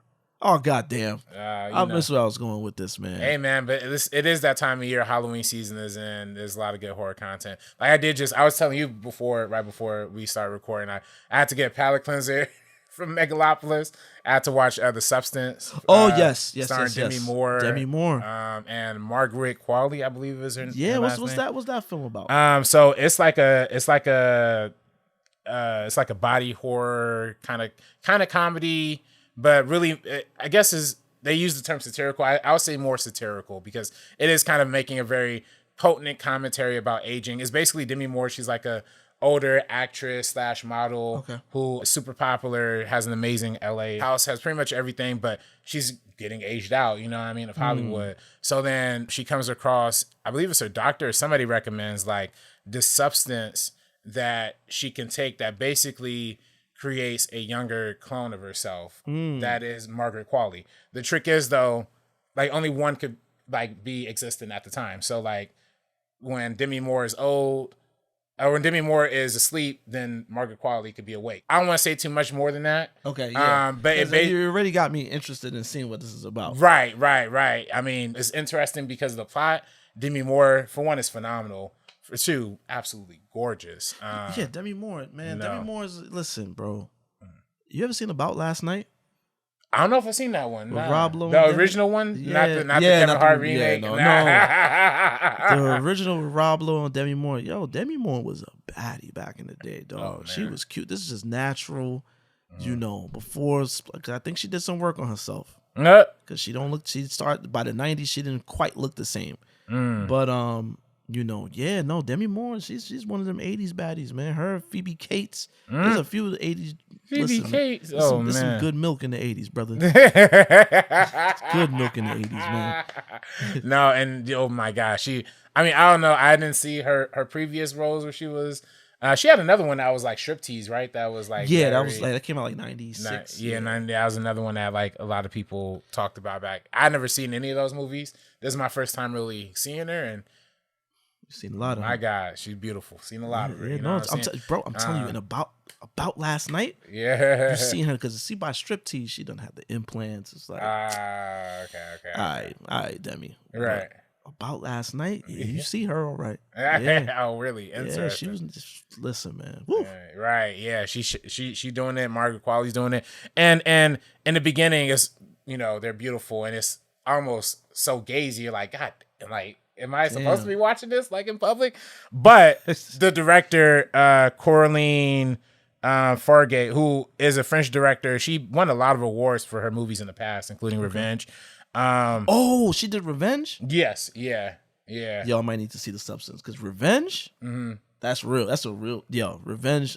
I found Revenge through Dead Meat, the Dead Meat channel on YouTube, and Revenge is dope. Yeah, no, and this one's super dope, and it ends up, and they highlight these women's beauty in the beginning, but it ends up showing a vast contrast by the end, and I'm not gonna say anything more than that, but it got to the point that I'm not squeamish. I'm not a squeamish person in movies.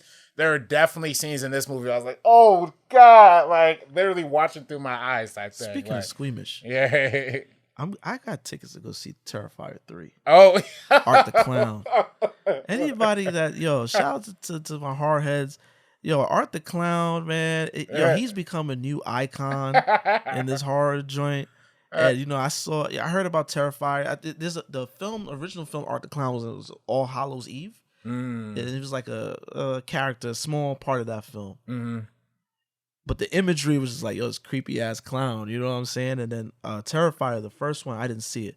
Terrifier 2, I was hearing about on social media, and I watched that junk, dog. Mm-hmm. There's one scene that's like, no bullshit. I'm gonna say 5 to 8 minutes. That's just him mutilating a body. Yo, Jesus.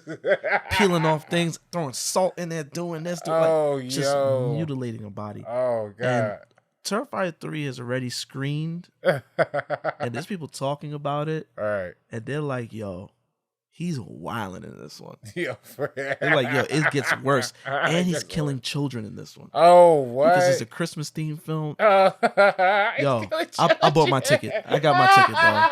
I'm in there. You know, films like that, you gotta experience in a crowd. Because like we talked about when we saw Saw together. It's just how everybody's like, oh, and I remember the scene now. It was the scene in Saw when Shorty had to saw off her own leg with the wire. Oh, yeah. And then to make matters worse, she had to stick something in the bone and pull the marrow out. Oh, son, it was nasty. Yeah. It was so nasty. And I don't know why I walked out. I just come in and see you got a phone call. You had an interview. Yeah. It was a little phone interview. So yeah. That jump was crazy. Everybody at the theater was like, oh, everybody was like, oh. Yeah. I got to experience that again, man. That's the fun of movie going, bro. It's the fun of movie going. And this is why, going back to Megalopolis, some things you just need to see in a theater. You know what I'm saying? Like, imagine watching Megalopolis at home. Right. Oh, no, that wouldn't. No, it'll be pure dud. You know, I mean, granted, it was a dud already, but it really, you can't get into it at home. You know, and films like that is like, yo, I cannot wait to see Terrifier 3. Yeah. I got my ticket. I'm going to Burbank to see it. You're going to Burbank? I got a primetime showtime too. Oh, so yeah. it's gonna be a packed out crowd. It's the first time in a while I've gone to movies like during like prime time.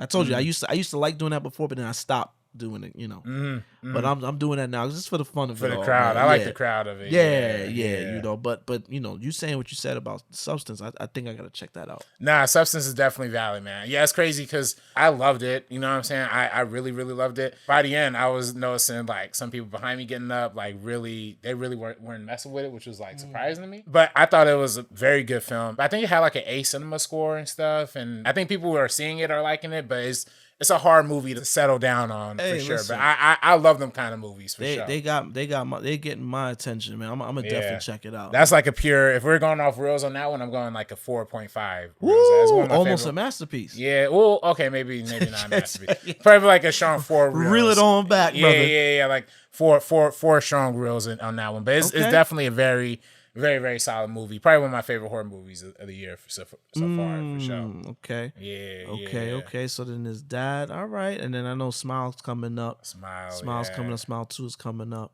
Yeah, I got my Jack Nicholson's son is in that. Yes. Yeah. Which you know what's so crazy? When I saw him in the trailer, I knew. I knew it. I was like, yo, he looked just like Jack. And then when it was like, hey, Jack Nicholson, I'm like, there you go. You know, Joker's coming out this week. Yeah. I'm in the theater for that. I'm crazy excited for that. I'm in the theater for that. Even though there's some chatter online about its ending, I'm just trying to avoid it. Yeah, but I know a lot of people have a lot to say about the ending of Joker. I'll see for myself. I have no idea where they're going with the ending. So that's good. It's so funny, man, because I literally saw 2 tweets back to back the other day. Like, one was like, the Joker 2 is kind of dull, like definitely a step down. And then another tweet right under it was like, Joaquin Phoenix better get his Oscar speech ready again. Like, see, and this is the thing. This is what I love about, like, again, going back to Megalopolis, like that torn, you know, that hate it or love it thing it got going on. I'm always intrigued by that. You know, I remember when Bamboozled came out, it was the same thing. I believe it was the New York Daily News gave it 1 star, and then like the New York Post, because my grandmother used to give me both newspapers, gave it like 4 or 5 stars. And it was like, yo, you either love it or you hate it. You either get it or you don't. You know what I'm saying? And it's like, I love to go into stuff like that to see, hey, where do I fall in this? You know what I mean? Like, where do I fall in this? And it's just intriguing because, you know, sometimes that's why I don't like reading reviews, because it's like when something is too like, oh, this is amazing, and everybody is like 100%, it's like, let me stay away from it, because if I go into it, I'm going to expect, you know what I'm saying? And then, you know, when things is getting shitted on, and it's like, you know, then now you go into it like, oh, let me look for all the bad, you know what I'm saying? And it's just like, yeah, I don't really read reviews for that reason, but yeah, when things is divided like that, it's often, you know, it's very intriguing. So I'm really looking forward to it. You know, you had me thinking after the last episode. I was like, damn, I should cancel my AMC joint and go see it at the Chinese theater. But you know, I was just like, nah, you know what? I already got this. Let me just, because I want to go Thursday night. I want to you know, I definitely want to I was thinking about Thursday night too. Yeah, I want to go Thursday night for sure. So I think I'm going to Burbank for that one as well. You know, Burbank? Okay. Burbank is still like one of the top ones, top tier. Yeah, for sure. You know, Porter Ranch. IMAX? I believe no. I think the IMAX stuff is booked up. Oh, I believe really? it is. And you know the thing, Chinese is not booked up though. I don't think. Yeah. No, I'm talking about IMAX at AMC. Yeah, that one is booked up. I know Porter Ranch. The theaters are smaller, so that gets booked up quick. And I think the only time they had that was open was like 10:55, and I was like, damn, it's too late. Yeah, it might be. You know what I mean? Let me go see it at a decent time. So. Yeah, I'm in the theater for that, man. I'm excited, man. The next few weeks in the movie theaters is gonna be fun for your boy. Yeah, it's starting to heat up, man. It was a slump. It was a slump for a cool minute. Nothing to watch, nothing to watch on streaming for a minute either. But yeah, things is coming. The Penguin, like you mentioned, I love that one too. It's basically Sopranos, you know, done again. But I ain't mad at that. You know what I'm saying? I ain't mad at it. I thought it was good. You know, very good. Even episode 2. I know episode 2. You haven't seen episode 2. I haven't seen it yet. I'm going, when I get home after this, I'm going to watch episode 2. Yeah, that one was super fire too, man. I'm sorry, that monster shit just had me locked in. I was I had to finish it. I was like, oh, let me see where this goes. You know what I'm saying? Yeah. But Penguin, I got to check Colin Farrell, bro. I can't even recognize him under that. And that makeup. He's great. You know, he's great in the Batman and in this. You know what I'm saying? Right. So I'm looking forward to seeing episode 2, man. Anything else you want to check out, bro? Coming up soon. Not really, honestly. I still have to see Speak No Evil. I still gotta see Speak No Evil. Somebody told me that was, you know, it was like, I didn't see the trailer so much. Right. It was like, yo, it is what it is. Like, it's nothing crazy about it. I do hear that James McAvoy nails down that crazy guy shit. Oh, for real? Which, I mean, if you saw Split, he's really good at Split. Oh, yeah. No, next level. Yeah. I'm not too surprised. That one's dope. And then, of course, they're doing, I know they have that Whiplash re-release, the 10-year re-release for Whiplash. It's been 10 years? Yeah. Wow. It's been 10 years of Whiplash. That's why I feel like I have to see the re-release because I love Whiplash. That's probably my favorite movie of that year, 2014. And I've only really watched it because I had a bootleg of it when it first came out, and I wanted to see it, but they played it nowhere near Compton, nowhere near the CPT. Now it's finally back in theaters. I'm like, let me try to watch it one time. Go check that out. Yeah. Go check that out for sure. Oh, you know, I'd be wrong if I didn't bring this up. John Amos was announced to pass. They said he passed in August. Yeah, that's what got me tight, man. I just found today his daughter found out with the world yesterday. Really? What? But there's some internal stuff going on with his son and the daughter. And the son, I don't know if you peeped, the son, I think it's like Casey Amos on TikTok. He was always making videos with his dad, and it's just he always had his dad with him, and there was something with like the daughter didn't know the dad's health situation. They didn't know the dad's whereabouts at one point. They got some family shit going on. And you know, and it's so crazy because when I it was actually you that brought it to my attention. Because when I sent you the thing, because I know we love Good Times. You definitely love Good Times. Right. And I sent it to you, and you was like, oh, why they wait so long to say something? I'm like, what is he talking about? Right. And I read the thing. I was like, oh, it's August 21st he died. Yeah. I didn't even realize. I was like, oh, shoot. Right. And then it's just like, yeah, the thing, and I kind of told some other friends. I was like, I bet you it has something. The family strife has something, the riffing amongst the family has something to do with the announcement. And yeah, when I found out, the daughter found out with us yesterday. That's crazy, man. So all this time she thinking her father alive, right? It's crazy. So I listen, man. Condolences. Yeah, condolences, big condolences to John Amos' family, and I hope they get that shit together, man. Yeah. And it's never good when the family is beefing, dog. Like that's never cool, especially in death like that too. You know, I hope they squash it out.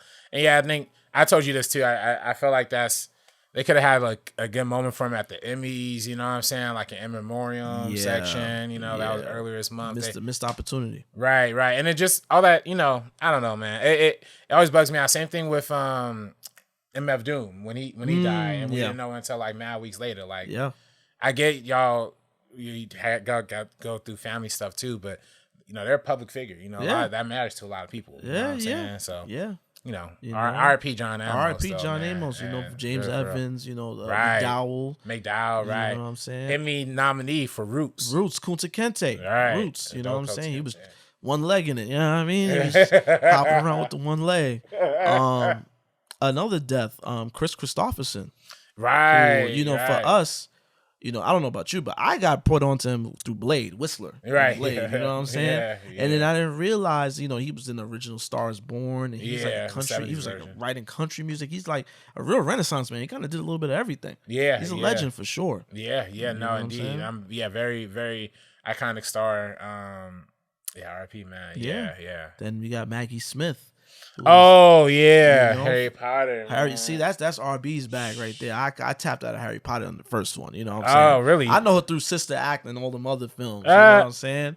But damn, she was in a lot of other stuff too. Yeah, a lot of stuff. Yeah, she was. Every time I think of English women, she was always the face that came to mind. Like, right. Hook, yeah, she was. Hook. You're right. I never seen Downton Abbey, but man, yeah, definitely the Harry Potter connection. She died 1 year after the actor who played Dumbledore passed away too. So yeah, Best Exotic Hotel. I remember that movie. I think I did see that one on Netflix randomly one day.